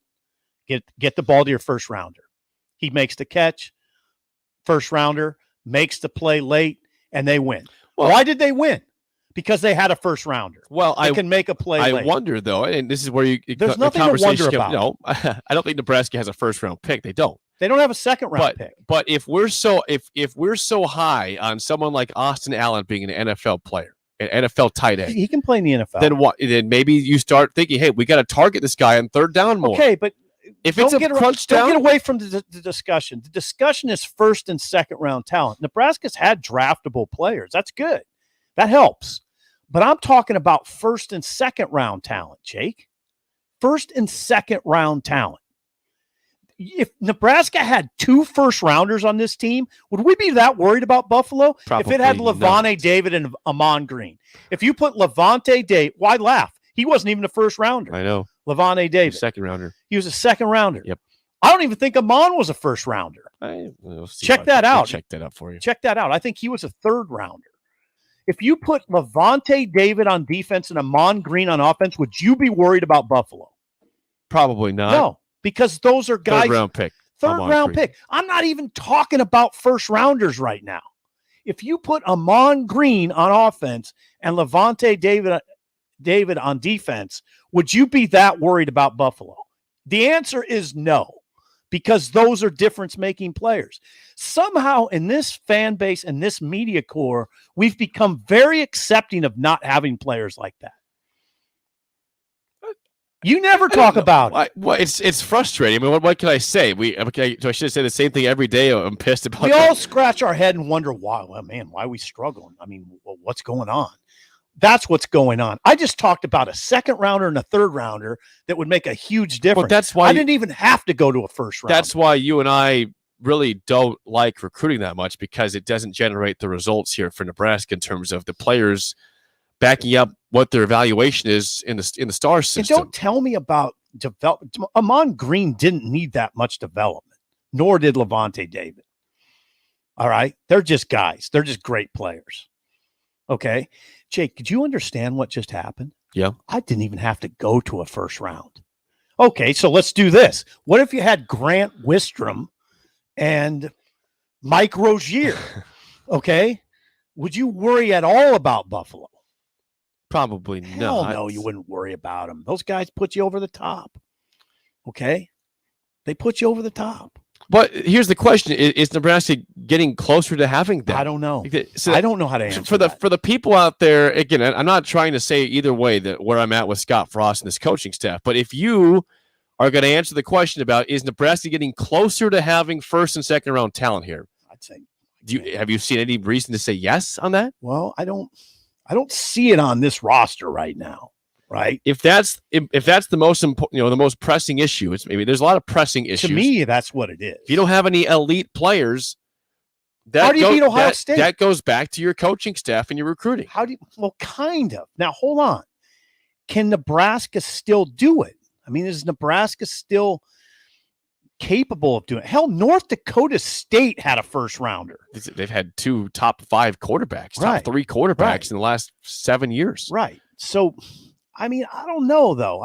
It's a tough discussion. Well, think about Can you really expect Nebraska to recruit at the level of Ohio State? Would that be fair? No. But Minnesota just had a first round receiver last year. Rashad Bateman was a first round pick. Yep.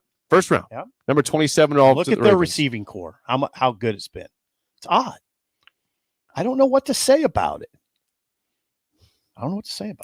Yeah, it's a weird thing because you're seeing teams that you feel like you should be equivalent with on the football field in terms of getting decent, similar players. Iowa, Minnesota, Wisconsin, that are continually churning out 3, 4, 5, 6 draft picks a year, and some of those are high picks. Like not saying number like top 5, but first round or second round, and it just hasn't happened here for quite some time. Haven't had a first rounder since 2011. I would appreciate if somebody tells me why that doesn't matter. We got a couple calls. Let's get to Corey first. Corey, you're on early break. Go ahead. Hey, well, it definitely matters. I mean, there's no denying that it matters. I don't know who's saying that doesn't matter. I'm not sure that Grant Wistrom and Mike Rozier would actually put us over the top for sure against Buffalo. Oh, they would. I'm sure the staff would find a way to screw that up. But here's the reason. Here's the reason why I don't care about this discussion right now. Big picture, of course I do. I don't care about it right now at all, though, because what does it matter what kind of talent you have when what you do have isn't being optimized? Okay. Like it doesn't matter what your talent is when you can't make the most of what you have right now. That's the difference between Nebraska and all these other middle of the road Big Ten teams. Okay. That's why we keep losing these close games. Yeah. The guys that we have, we can't maximize. We can't fix the mistakes. We can't make the most of what we have. We're getting beat by all these other teams Yes. that are basically the same team as us. Yes. Maybe we've got a little bit better. maybe we've got a little bit worse, but we're getting beat by everybody that's even close to us. Right. You're right about that 3-tier category thing. There's like 100 teams in tier 3. We can't beat any of those teams because we can't maximize the guys that we have. That's a good point, Corey. It's not a bad point. That's a good point. Thanks for the Thank call. you, Corey. That's development right there, right? Yeah, That's that's kind of development. It is. It said you can't maximize the guys you have. That's development. Yeah. That's 1,000% development. How is there's that? other ways to maximize. It's play calling. It's mental preparation. Sure, fine. Development doesn't solve everything. It's a lot of it. It is. But Corey's right. I get where Corey's coming from. But the only thing, Corey, I'd say is you don't worry about maximizing too much if you just got guys that just take over late in games. I mean, like Amir Abdullah did against McNeese State. You lose that game if you don't have Amir Abdullah. You lose to Northwestern in the Hail Mary game if you don't have Amir Abdullah. You lose the game, right? Because he got that first down, which was very improbable. Correct. You just don't win that game without him. Well, so those are two losses you chalk up if you don't have a second round running back. Jake? Yeah. Hello? Maybe. No, for sure. How do you beat McNeese State if he doesn't make that run? Abdullah saved the game. That's he won an L. the game. I don't know if it's an L. It's an L. If he doesn't have that run, that's an L. Come on. Jake, that's a second round talent. That's put you over. Against Northwestern, you don't get that first down. That's a loss. That's an L. That's an L. Yeah. They could have won in overtime against Big East State. It was late in the game. It was tied. It was 24. All right. They could have won in overtime. It's not for sure L. Well, Mike. Mike, you're on early break. Go ahead. If you'd like to make a call. Whoa. All right. Hello. Wow, that was interesting. Who was that? That was not Mike. I don't know what that was. That has never happened before. I like All things right, Mike, that never happened before. that was strange. Well, okay. All right. What is this is where people are is in terms of the play calling and the coaches are affecting the development. Someone's saying backward passes don't maximize your talent. Right. I saw you tweet during the last game against Fordham about Xavier Betts needing to get on the field more. Yeah. And he's not even a starter. But are they playing the right guy? Are you maximizing the potential of the best talent you have? That's a good question. I mean, they're trying to maximize Xavier Betts' talent in their own way. They're asking him to be consistent throughout the week. They're asking him to, you know what they're asking him to do, Jake? They're asking him to prove that we can trust you. I understand. And I would call that their way of developing. I kind of appreciate what they're doing with Xavier Betts. Coaches go about things in different ways. There's certain guys right now that are pretty good, but they want them to prove during the week that they can be trusted in a game. That's okay. There's different approaches with different guys. Some guys are bad practice players, but they're really good on Saturday. I told you once before, I watched a lot of Dolphins games. Right. I told you that Matt Moore, who was a backup quarterback, he's been started games in the NFL, was always known as a bad practice quarterback. But he was a gamer. I mean, he was never a star. I hear you. But that dude just was a different guy in the game. And so I understand where they come from in terms of you want to see your best player, you want to see them practice hard and earn playing time. But at the same point, who do you want to see on the field more? Do you want to see Xavier Betts with what he offers? Is Wyatt Lever a better option than Xavier Betts? I mean, I don't know. They've decided that for now. They have. We'll see if that's the right choice. Right. Wyatt Lever has proved in practice that he can be trusted in a game. Okay. We haven't seen it in a game yet really, be proven that that's backed up there. Right. Mike, you're back at early break. Go ahead. Hey, sorry guys. And down in Kansas, I think they use carrier pigeon instead of cell phones. Yeah, but they do. I agree with you. You got to have some guys that are they are dudes from the get-go. Yeah. But Nebraska's not Alabama. No, they're and not. We're not going to have 24 stars and several 5-stars. So at that point, you better develop some players to get to a higher level. You're right. If you look at Iowa, A.J. Epinesa was the only 4-star out of all their first-rounders. The only one. You look at Josie Jewell. He didn't even have a scholarship offer from a FBS school. Mm-hmm. The day of national signing letters, they called off and said, hey, don't sign with Northern Iowa. We'll take you, because they had a slot open up. look what he became. So you're right. You got to have dudes. If you rely totally on development, you're never going to get that far.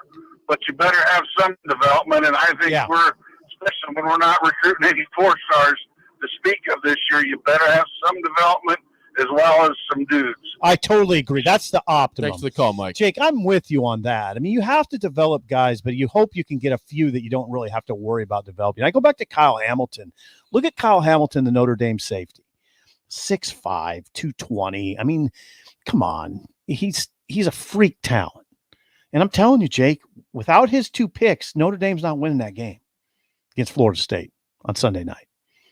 Okay? Those are the guys that put you over. Well, Nebraska needs to commit to playing their guys who are talented that maybe aren't practicing as well. I bring up Notre Dame because why can't Nebraska have Notre Dame-like talent? Well, Nebraska hasn't won like them for a while. I know. They've been in the playoffs, so that's why at this point they can't eventually. Yeah. Right now they cannot because no recruit looks at Nebraska and says, "Why would I go there versus there?" Which is making the playoff, winning 10+ games a year. I trust that guy to get me the NFL versus them. See, Notre Dame has those guys. That Michael Mayer. They've been winning though. The tight end is a first-round talent, right? Even though he dropped 2 passes. They've been winning football games. They can get players when you win. Yeah. As Corey says, he says, you're not going to get Mike Rozier, Grant Wistrom when you're losing games and looking terrible doing it. Our losing is finally catching up to us on the recruiting trail. The way you get difference makers is by building your program by winning games with the guys you have. Absolutely.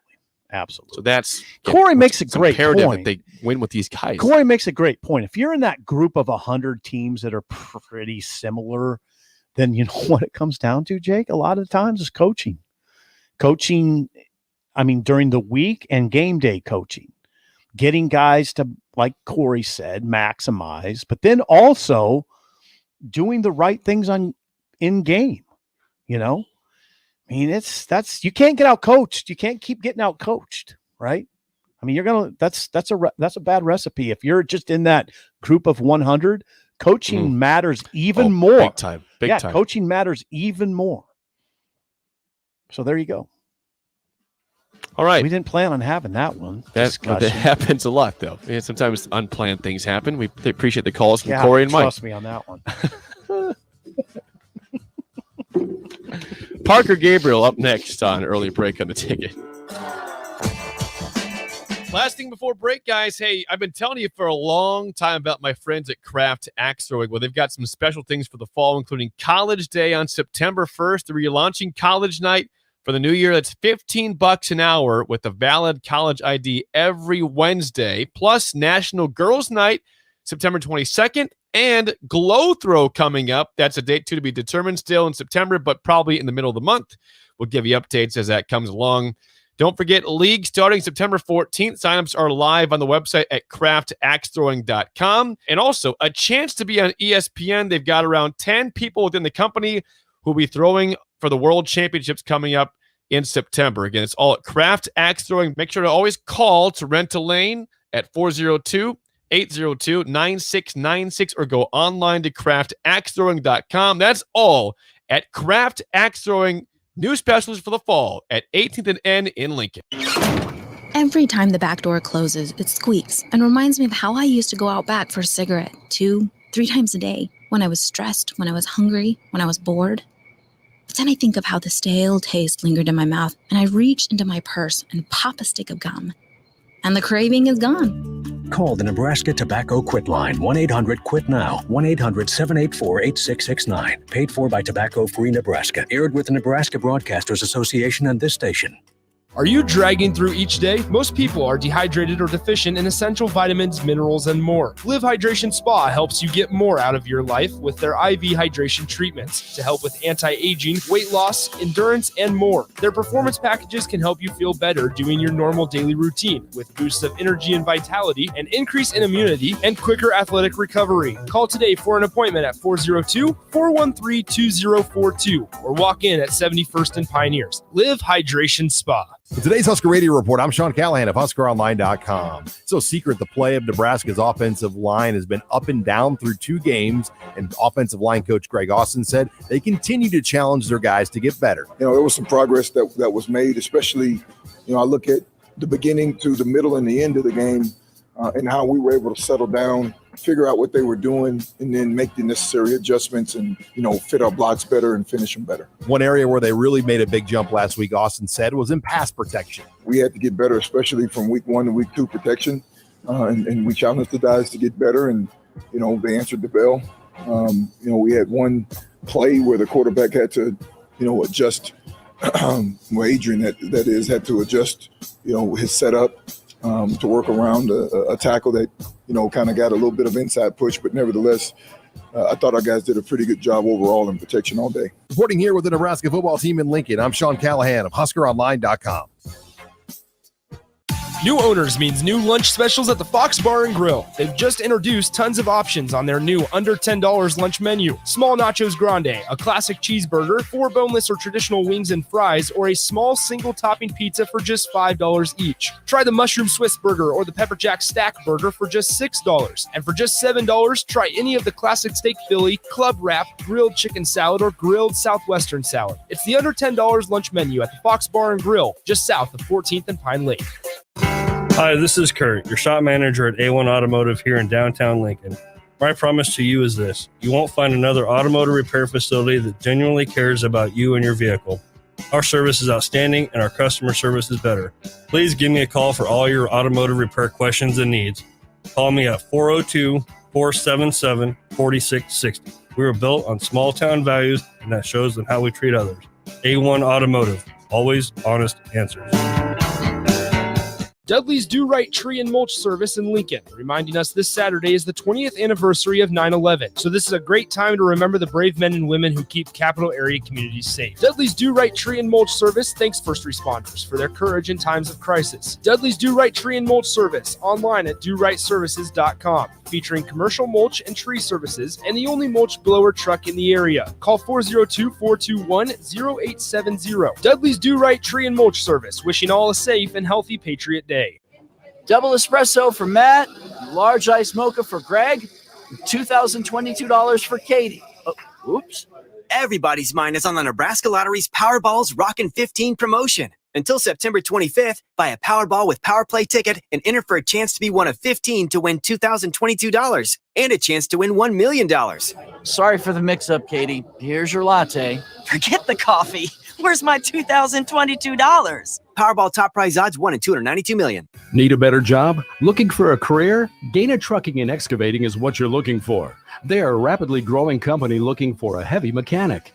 Gaina Trucking and Excavating offers a team culture with lots of benefits, including 401k, health, annual raises, paid vacation, holidays, and much more. It's a great career opportunity. Want to love what you do? Join the Gaina Trucking team. Apply online at www.gainatrucking.com. That's www.gainatrucking.com. Wakey, wakey, new breakfast at Casey's. Wakey, wakey, new breakfast at Casey's. Do-do-do-do-do. Wakey, wakey, breakfast, Casey's. Casey's new breakfast, featuring delicious handmade sandwiches like this signature handheld made with our fresh made-from-scratch dough. Buy any hot breakfast item and get a coffee for just $1. Casey's, here for good. New owners means new lunch specials at the Fox Bar and Grill. They've just introduced tons of options on their new under $10 lunch menu. Small nachos grande, a classic cheeseburger, 4 boneless or traditional wings and fries, or a small single topping pizza for just $5 each. Try the mushroom Swiss burger or the pepper jack stack burger for just $6. And for just $7, try any of the classic steak Philly, club wrap, grilled chicken salad, or grilled southwestern salad. It's the under $10 lunch menu at the Fox Bar and Grill, just south of 14th and Pine Lake. We're on the air. Back Well, party's starting early today, isn't it? to more of Early Break with Sip and Jake. Jake, you're a freaking nutcase. Brought to you by Gaina Trucking. On 93.7 The Ticket and theticketfm.com. It is that time of the day on a Wednesday where we go to your colleague, Sip the Journal Star's Parker Gabriel, after his proper introduction on this fine Double Barrel Wednesday. Double Barrel Wednesday. It's a Double Barrel Wednesday. Double Barrel Wednesday had some pop in it. Very good job by Parker on Double Barrel Wednesday. You guys know what day it is? It's Double Barrel Wednesday. And we're now joined by your colleagues at the Journal-Star's, Parker Gabriel. Parker, I'll ask you off the bat. I was surprised to see Nebraska as an 11.5-point favorite to begin. Now they're up to 13.5 against Buffalo, a game I have some nerves with for Nebraska. Are you surprised to see that much confidence in Vegas on Nebraska for this football game? Yeah, maybe a little bit. Morning, guys. Maybe a little bit. I can't say I'm fully surprised, though. I mean, Buffalo, that's a program, you know, they've won a lot of games the last couple of years, and they've got some of the players from last year's team, which was really good, back. But they also lost a bunch of those guys and the coaching staff and all that. And Maurice Linguist, the new coach there, is really well thought of, I think. But I'm not sure that, you know, that Wagner game tells you much. And I guess I'm not surprised that Nebraska's favored by what they are. I mean, if Buffalo had continuity in the offseason and that coaching staff had stayed there and maybe they'd kept a couple of the guys, obviously Jarrett Patterson was going to the NFL regardless. I think the line would be much closer. But I know it's a line that's also going to make a lot of Nebraska fans a little nervous. Parker Gabriel joins us, Nebraska football beat writer for the Lincoln Journal-Star. I'm going to ask you simple questions, Parker. Simple questions. Okay, Yeah. let's hear it. Who will be Nebraska's starting running back Saturday? Yeah, I think Marquis Stepp.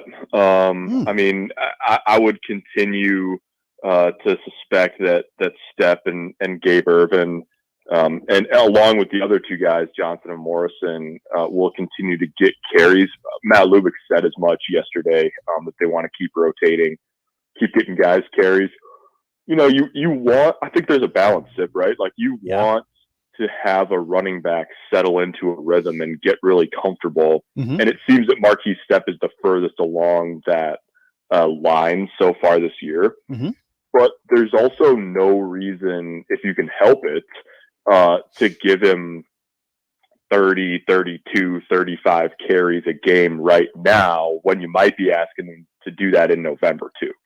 So Marquis Stepp has been the best out of the backfield. Now there's more to it than that. Blocking, pass protection, assignments, all that. And they like what Gabe Ervin's done there. But I guess I'd just be a little surprised if big number 30 wasn't first out of the chute on Saturday. Okay, let's keep playing this game, Parker Gabriel. All right, let's play. Okay, who will be Nebraska's punt returner against Buffalo on Saturday? Oh man, that's a simple question. I'm not sure the answer is simple. I think if Oliver Martin's injury was really minor and they were just holding him out for precautionary reasons and he's back this week, I tend to think he'll get the first one. I mean, he got the first one against Illinois, so I'm not sure that that's stepping too far out on a limb. He didn't play last week. After that, I think you could see Cam Taylor-Britt back there if the situation, you know, is one where they prefer him over Martin, or if Oliver Martin isn't available. And obviously he's made a couple of big mistakes, but, you know, Scott Frost said on Monday he trusts him. They got to make the right decision, and I tend to think they'd put him back there for the first one of the game. Brody Belt's been the number 3. Maybe there's somebody else in that mix that we haven't seen yet, but I'd say Oliver Martin probably if he's available, but otherwise Cam Taylor-Britt. Okay. So by Parker Gabriel. Parker, is a big game Saturday for Samori Toure. He had 8 catches, 133, and a touchdown rushing. But I'm curious in that part. You had 3 carries for 36 yards in the game on the triple option attack. Do you believe we'll see more of that coming through the next few games, or how will Nebraska implement that into their offense for what was a very effective play against Fordham? Yeah, some of it, and Matt Lubick was talking about this yesterday. Some of it's a little bit what the defense gives you and how the defense wants to play you.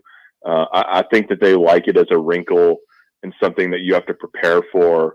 And they use that, you know, the first 2 games they've used that orbit motion with Toure in the backfield or sort of moving through the backfield at the snap. quite a bit, and then some percentage of that motion has turned into those option plays. So, honestly, I think it's more of a wrinkle than it is a staple or anything like that. But I think they'll keep using it.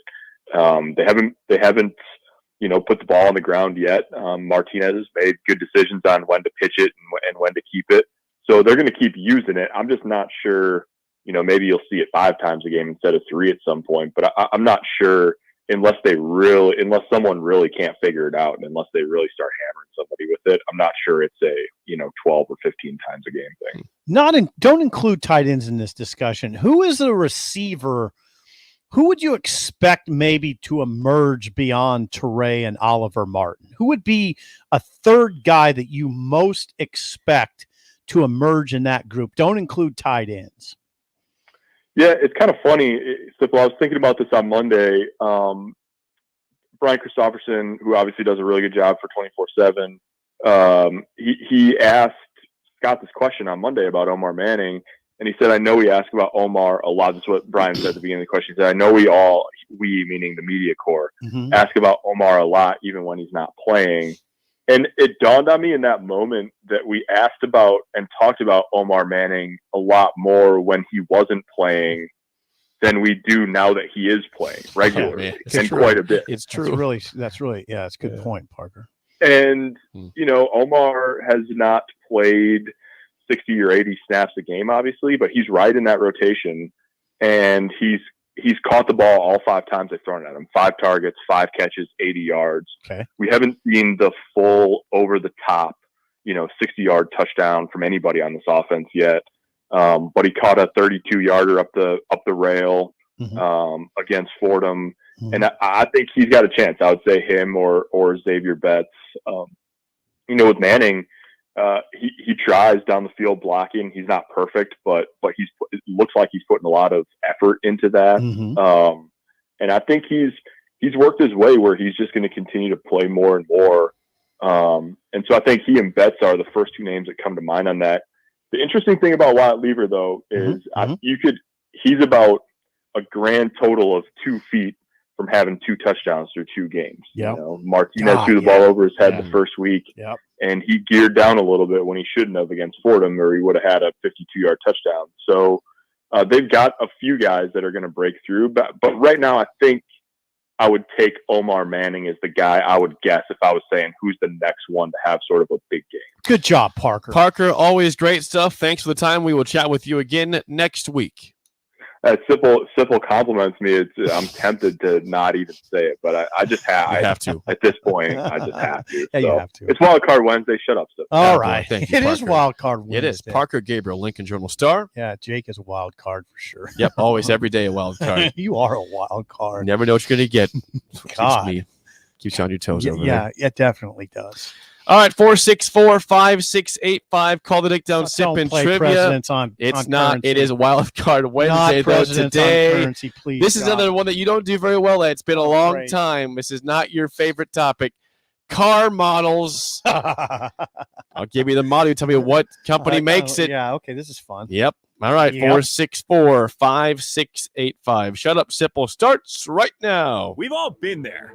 You're listening to the radio, and then that rage starts to grow inside of you. It starts to consume you. It gets to a point where you just want to yell, "Shut up, Sipple!" No, sorry. I'm sorry. Well, here's your chance. It's time to shut up, Sipple. Call now to play. 464-5685. Shut up, Sipple. Brought to you by Bagels and Joe. It has been a while since we've done car models. You have had some issues with this topic in the past, which, it happens. I wouldn't be great at it either, to be What's fair. my record since the reset? You are, I want to say 4-1, says Harrison. 1-0 on the week. If you win today, since it's a short week, no show Monday, you are clinched at least a 500 week. Yeah. With Schaefer in play for tomorrow. All right, I'm locking in. I'm locking in. All right, Mark, how do you feel about car models? Probably as good as Sip does. Hey Sip, on your reset, you were like the Florida or the Miami Marlins. Am I like the Miami? You're locked Marlins? in, baby. You're locked in. Yeah, well, let's see if you're on the mark. All right, Mark. First question goes to Like you. that, Jake? Yeah. What car company makes the Tahoe? Chevy. Harrison's like, that was too easy. Did you see his hands? Yes. He's like, what the heck is that? Yeah, I mean, Jake, I'm glad you gave Harrison. the I get a lot of criticism for giving the caller, or giving Sip easier questions. So it's good job. You know. All right, Sip. This is for the tie. Your first question. What car company makes the RAV4? RAV4. Oh, that's Toyota. Brilliant. You like those cars? I don't know if you're a girl. Wow. Okay. All right. Hello. All right, Mark. For the lead, your last question. What car company makes the Pilot? Honda.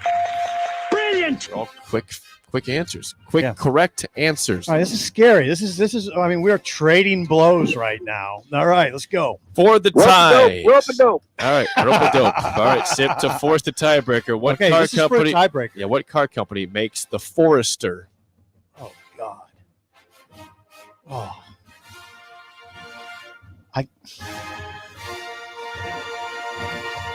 The blank Forester. Yeah, I got it. 5 seconds to tie things up and go to the tiebreaker. Blank Forester. 5. Yeah, I hear you. 4. 3. It's not 4. 2. Oh, 1. Mark got the timer. The Hyundai Forester. And there goes the perfect week after just Subaru Forester. Forester. It was Subaru. Subaru You got it late. Forester. Too late there. Mark, nice work. We'll get your bagels. Thanks for calling in and calling down the road. Nice work this morning. Hey, Nice work. Steve. Yes, Mark. Have a nice day. Wow. He could have been mean there and said, shut up. Thank you. He said, have a nice day. Thank you, Mark. You have a nice day, too. I was 3 seconds away from getting Subaru. Well, you don't get 10 seconds. Is the I hear problem. you. Here's a tiebreaker. As of my research yesterday, Your research. what is the MSRP, the price on a 2021 Honda Pilot, brand new? On a Pilot? Yep. MSRP on a On a Pilot? 2021 Honda Pilot.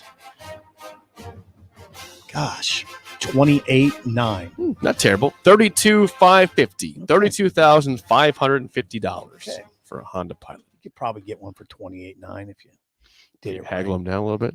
Yeah. It's possible. That was fun, but that's a loss, and I'm not happy with That's an L. You weren't 4-2. locked in for the Subaru Forester.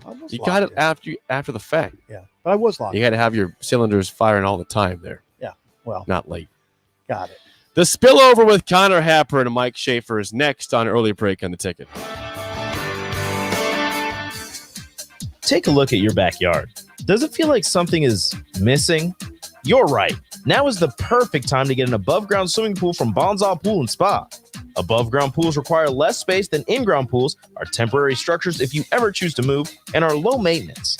Plus, you'll never have to worry about the kids getting bored in the summertime anymore.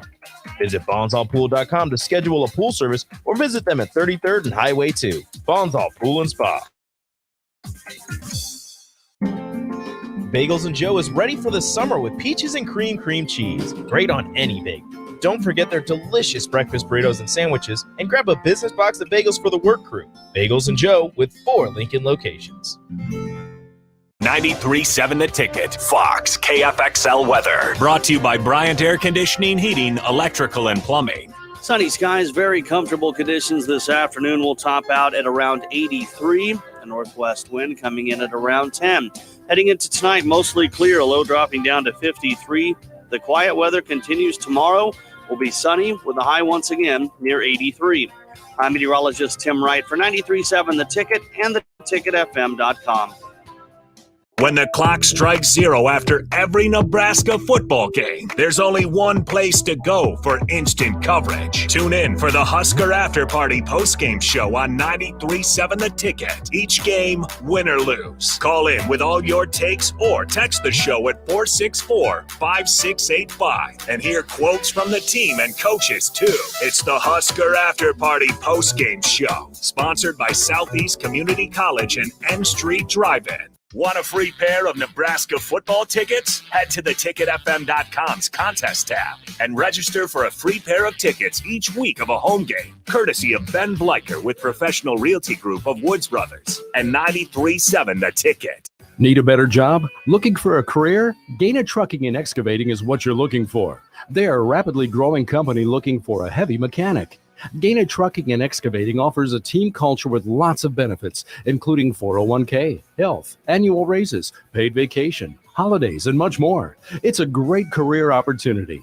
Want to love what you do? Join the Gaina Trucking team. Apply online at www.gainatrucking.com. That's www.gainatrucking.com. Tailgating wasn't just meant for weekends. Join 93.7 The Ticket every Tuesday at Chick-fil-A for Tailgate Tuesdays. Scan your app with any purchase on Tuesdays and you'll be entered to win a tailgate meal for 15 people. That's chicken nuggets, fresh fruit, and iced tea or lemonade. Winners will be contacted each Wednesday, and you can come see Tom and Bach from 11 a.m. to 2 p.m. at the 48th and O location or at South Point each week. It's Tailgate Tuesdays all season long at Chick-fil-A in Lincoln. Double espresso for Matt, large ice mocha for Greg, $2,022 for Katie. Oh, oops. Everybody's mind is on the Nebraska Lottery's Powerball's Rockin' 15 promotion. Until September 25th, buy a Powerball with PowerPlay ticket and enter for a chance to be one of 15 to win $2,022 and a chance to win $1 million. Sorry for the mix-up, Katie. Here's your latte. Forget the coffee. Where's my $2,022? Powerball top prize odds 1 in 292 million. Youth ice hockey registration is open now. New for 2021, the Lincoln Ice Hockey Association is offering 8 and under hockey for $75 with all equipment provided. No experience is needed, and the first 8-week season starts in mid-October. To register or for more information, go to lincolnhockey.org. $75 youth hockey with all equipment provided at lincolnhockey.org. Welcome to Friendly Neighbors. Welcome to maintenance-free living. Welcome to Carriage Glen. Welcome home. It's everything you'd want in an active 55-plus rental community right here in Lincoln. Spacious floor plans, numerous amenities, beautiful surroundings near Holmes Lake, and much more. Plus, with Carriage Glen's current move-in special, you can save thousands if you act now. Carriage Glen invites you to take a personal tour or visit them online at carriageglenoflincoln.com. Discover the place you'll love to call home. This is Lincoln's home for sports talk on the FM dial. Also online at theticketfm.com. On the internet. KNTK FM Firth. 93.7 The Ticket. We're on the air. Back Well, party's starting early today, isn't it? to more of Early Break with Sip and Jay. Brought to you by Gaina Trucking. On 93.7 The Ticket and theticketfm.com. It's that time of the show for the spillover with Connor Happer and Mike Schaefer here to end things out in an early break. Schaefer, you came in saying you had a question for this segment. Yeah, so I guess I'll let you go here. I am curious. I just asked this on the message board this morning. Who is a player? Whoa. Who is a player that you message board that you feel like you have sort of a strong reaction to how they've started the season, either positive or negative, based on just this year alone? I got one. Obviously, I got one. You know, there's going to be people who will immediately just go to the last 4 years of Adrian I got one. Martinez, but yeah, just off these first two games. I got two. You I got any one good and standouts? one bad. Give me a standout, Sybil. Marquis Step. I didn't know what that was going to look like. I mean, he missed all but 2 practices in the spring. I mean, that picture's looked a little bit And better. he seems healthy, right? Yeah. now, right. Like Looks there's good. not any Runs real hard. concern after Yeah. So Step is I mean, I didn't know I don't think we went into the season knowing what that was going to look like, and it's probably looked a little bit better than I thought. On the other side of it, and I'm not saying he's disappointing, but I would have expected maybe more impact from Damian Daniels based on what I was hearing. He has 7 tackles, which is not bad. It's pretty good, actually, but 1 for loss. And you need someone blowing up the middle. I mean, not all the time, but more than you're seeing. They're not blowing up the middle. is that partially because teams have largely run outside? I Maybe. mean, Illinois only basically ran stretch plays. Yeah. Which obviously you can still have an impact on that, but it's not like they've had Spoiler a team go alert, directly everybody's going to do that. Yeah, I mean that's what. I mean, frankly, going up the middle seems like the worst spot for. I've always Nebraska's thought that defense. about. I mean, this Nebraska defensive line in particular. It's hard to get a judge on them because they're not running at them. So in one sense, they're doing their job by gumming up the middle. On the other hand, That's true. It doesn't look bad. It doesn't look good when they're getting run against because their linebackers can't get horizontal. That's a good point. My answer is Samori Toure in a positive light. I thought he'd be good, but he's I like the fact he's helping out on running the ball too. That's a good the pick. triple option. I mean, he looked great the other day. I hope they utilize him more on that going forward. He also was getting open in both games. Disappointment. I mean, I hate calling players out. I just think because of punt return, Cam Taylor-Britt's been my biggest disappointment so far. Hasn't made a huge impact defensively. Thrown away from him, Jake. Okay, still, but punt return is a big problem. They're thrown away from him. He lost his went at him a couple different times. He got gave the up dog third back, downs. I mean, they didn't go at him on Saturday, but They didn't go at him at all. he didn't have a very good game against Illinois. No. Okay. All right. So there's my answer to your That's a question. good answer, Happer, Jake. did you answer the question yet? We're going to on the radio show. Okay, so we're On the that was radio. just for us then. Yeah, Got basically. you. Okay. Just to let you guys, take a break from having to think of topics. So just Thank hear you. something I appreciate I'd say those are good picks, though. Mine? Yeah. Who do you like better? Me, my picks, or Sips? Why are you doing that? Why do you I got to wanna ask their thoughts. Why do we have to do that? The first guy that came to my head was Marquise Steps, but so I Good job. He was mine. I'm glad too. we did He that. was mine too. No, he wasn't. It was. I was going to say Step, and I didn't want to Don't take the say same that. answer, so I went to Ray, who was both transfers. So what happened to you? Okay. Oh God, am I bleeding still? All right. So He's a mess. all right. I told the story to begin the show. Radio is a non-contact sport. He's a mess. Like pretty much everything you play, Jake, it's a non-contact Okay, I'll sport. explain it again. Last night, I hadn't played softball for about 2.5 years. As you guys know, I get pretty Also a intense in non-contact activities. sport. It's not supposed to be contact. It's not supposed to be. I was excited. What'd you make contact I was with? at first base. I got the guy behind me had a big hit. I was trying to go from first to home. I do a really poor job always. And Happy, you could probably test. You played softball with me in the past. We played softball. I You do slipped really on a base? I do really poorly in terms of like slowing down at third base to get home. I just make this huge round like to the dugout because I can't slow down on the bases. And so last night, half the team's like stop. Other guys like other half saying go home. And Yeah. so I'm on full Yeah. blast. I'm going full speed ahead. Yeah, you're full blast. I get past third base and I take the hugest round and my foot slips out beneath me and I just take a huge spill. Oh God. And my left knee's what's the problem is it had blood everywhere. I got asked to play like at 5:05. The game was at 6:15. So I'm like, okay, I guess I'll play. I haven't played in 2.5 years. What does that have to do with you falling down? I'm just saying that I wasn't prepared for softball last night all day. Shit, that's a very This good doesn't- question. The detail, like if I was your editor and you were writing a story, I'd just write that out. Well, There has nothing to do with it. Wait, I said Have you considered? Have you considered like baseball turfs or? Well, no, I don't play it. I don't. How about golf spikes? Yeah, what shoes were you wearing? I play in my golf spikes. Now, that's Do you weird. really? I'm not playing golf. Do you play in your golf spikes? Yeah. I don't want to get them all dusty and nasty with the with dirt from the infield. What? Are you kidding me? I have like soft cleats for softball. So Yeah, like I have baseball's turf shoes. Let me say, but I don't- use my I'm my with golf. you, Jake, on this. I don't think that You my don't play golf in shoes those. They're not would be spikes. good. They're like soft. They're soft spikes. They would not. Yeah, mine. They would not have helped me from not sliding. There's not much grip on my cleats. I need more. Oh, you'd be surprised. I need better golf shoes. These things have very minimal. I slip all the time with the tee boxes. Well, you should Do you consider these really? as Yeah. investments. Yeah, I know. I need to get Do you better. now, without accosting anyone that works for the departments that put together these fields, obviously Oh, it's not there's the just field's fault. It's me. it's well, User I'm just error. saying in general, they play these games on concrete. I mean, so Yeah. I see lots of people fall rounding third. Like you're not on your own there. Oh, I More barrel rolled people, into I the feel like fence.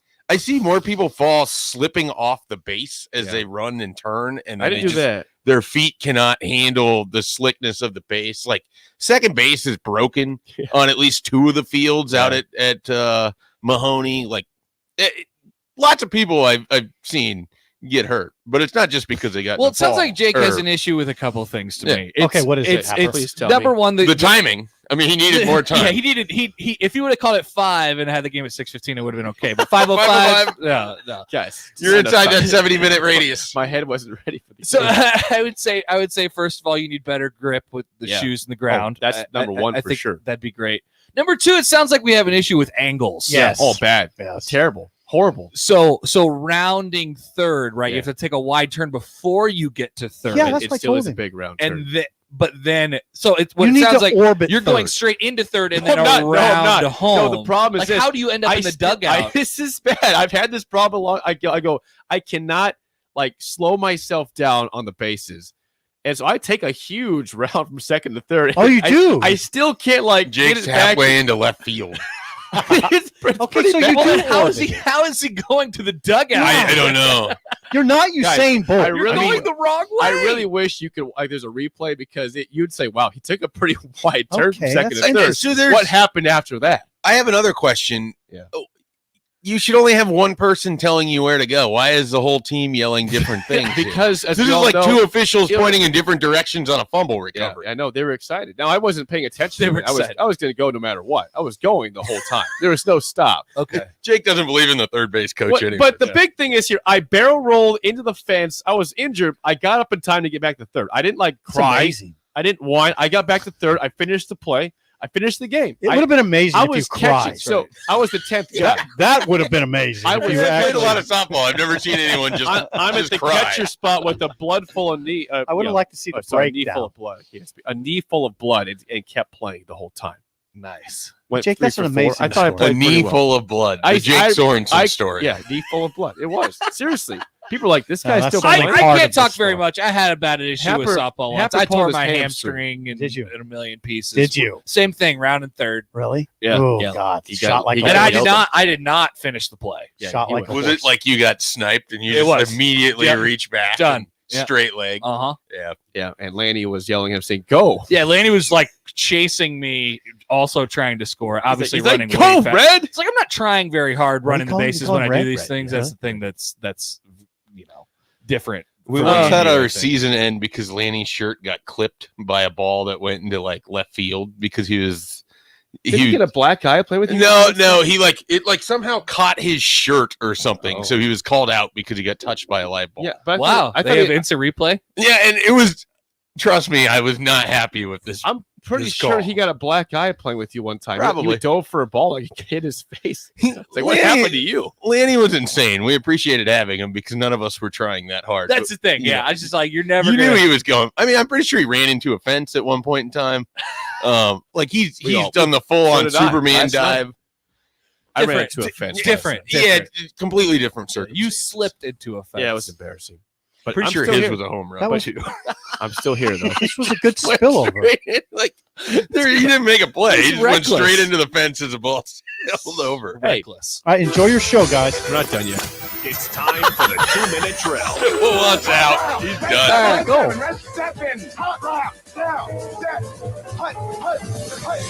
Did you ever think in our lifetimes we'd see a top 10 battle of Iowa State and Iowa, which we'll see this Nice Saturday? question, Jake. Probably not. No, No, now that you mention it, no. probably not. No, but Top I'm excited 10 for it. Top 10 battle of Iowa State and Iowa. Doesn't No, make any sense. no, I. Crazy. I never thought I'd be the this bizarro excited world. for that game. It I never doesn't thought I'd be this excited for that It's game. very It's a exciting. big game. Schaefer, did you ever think you'd see it?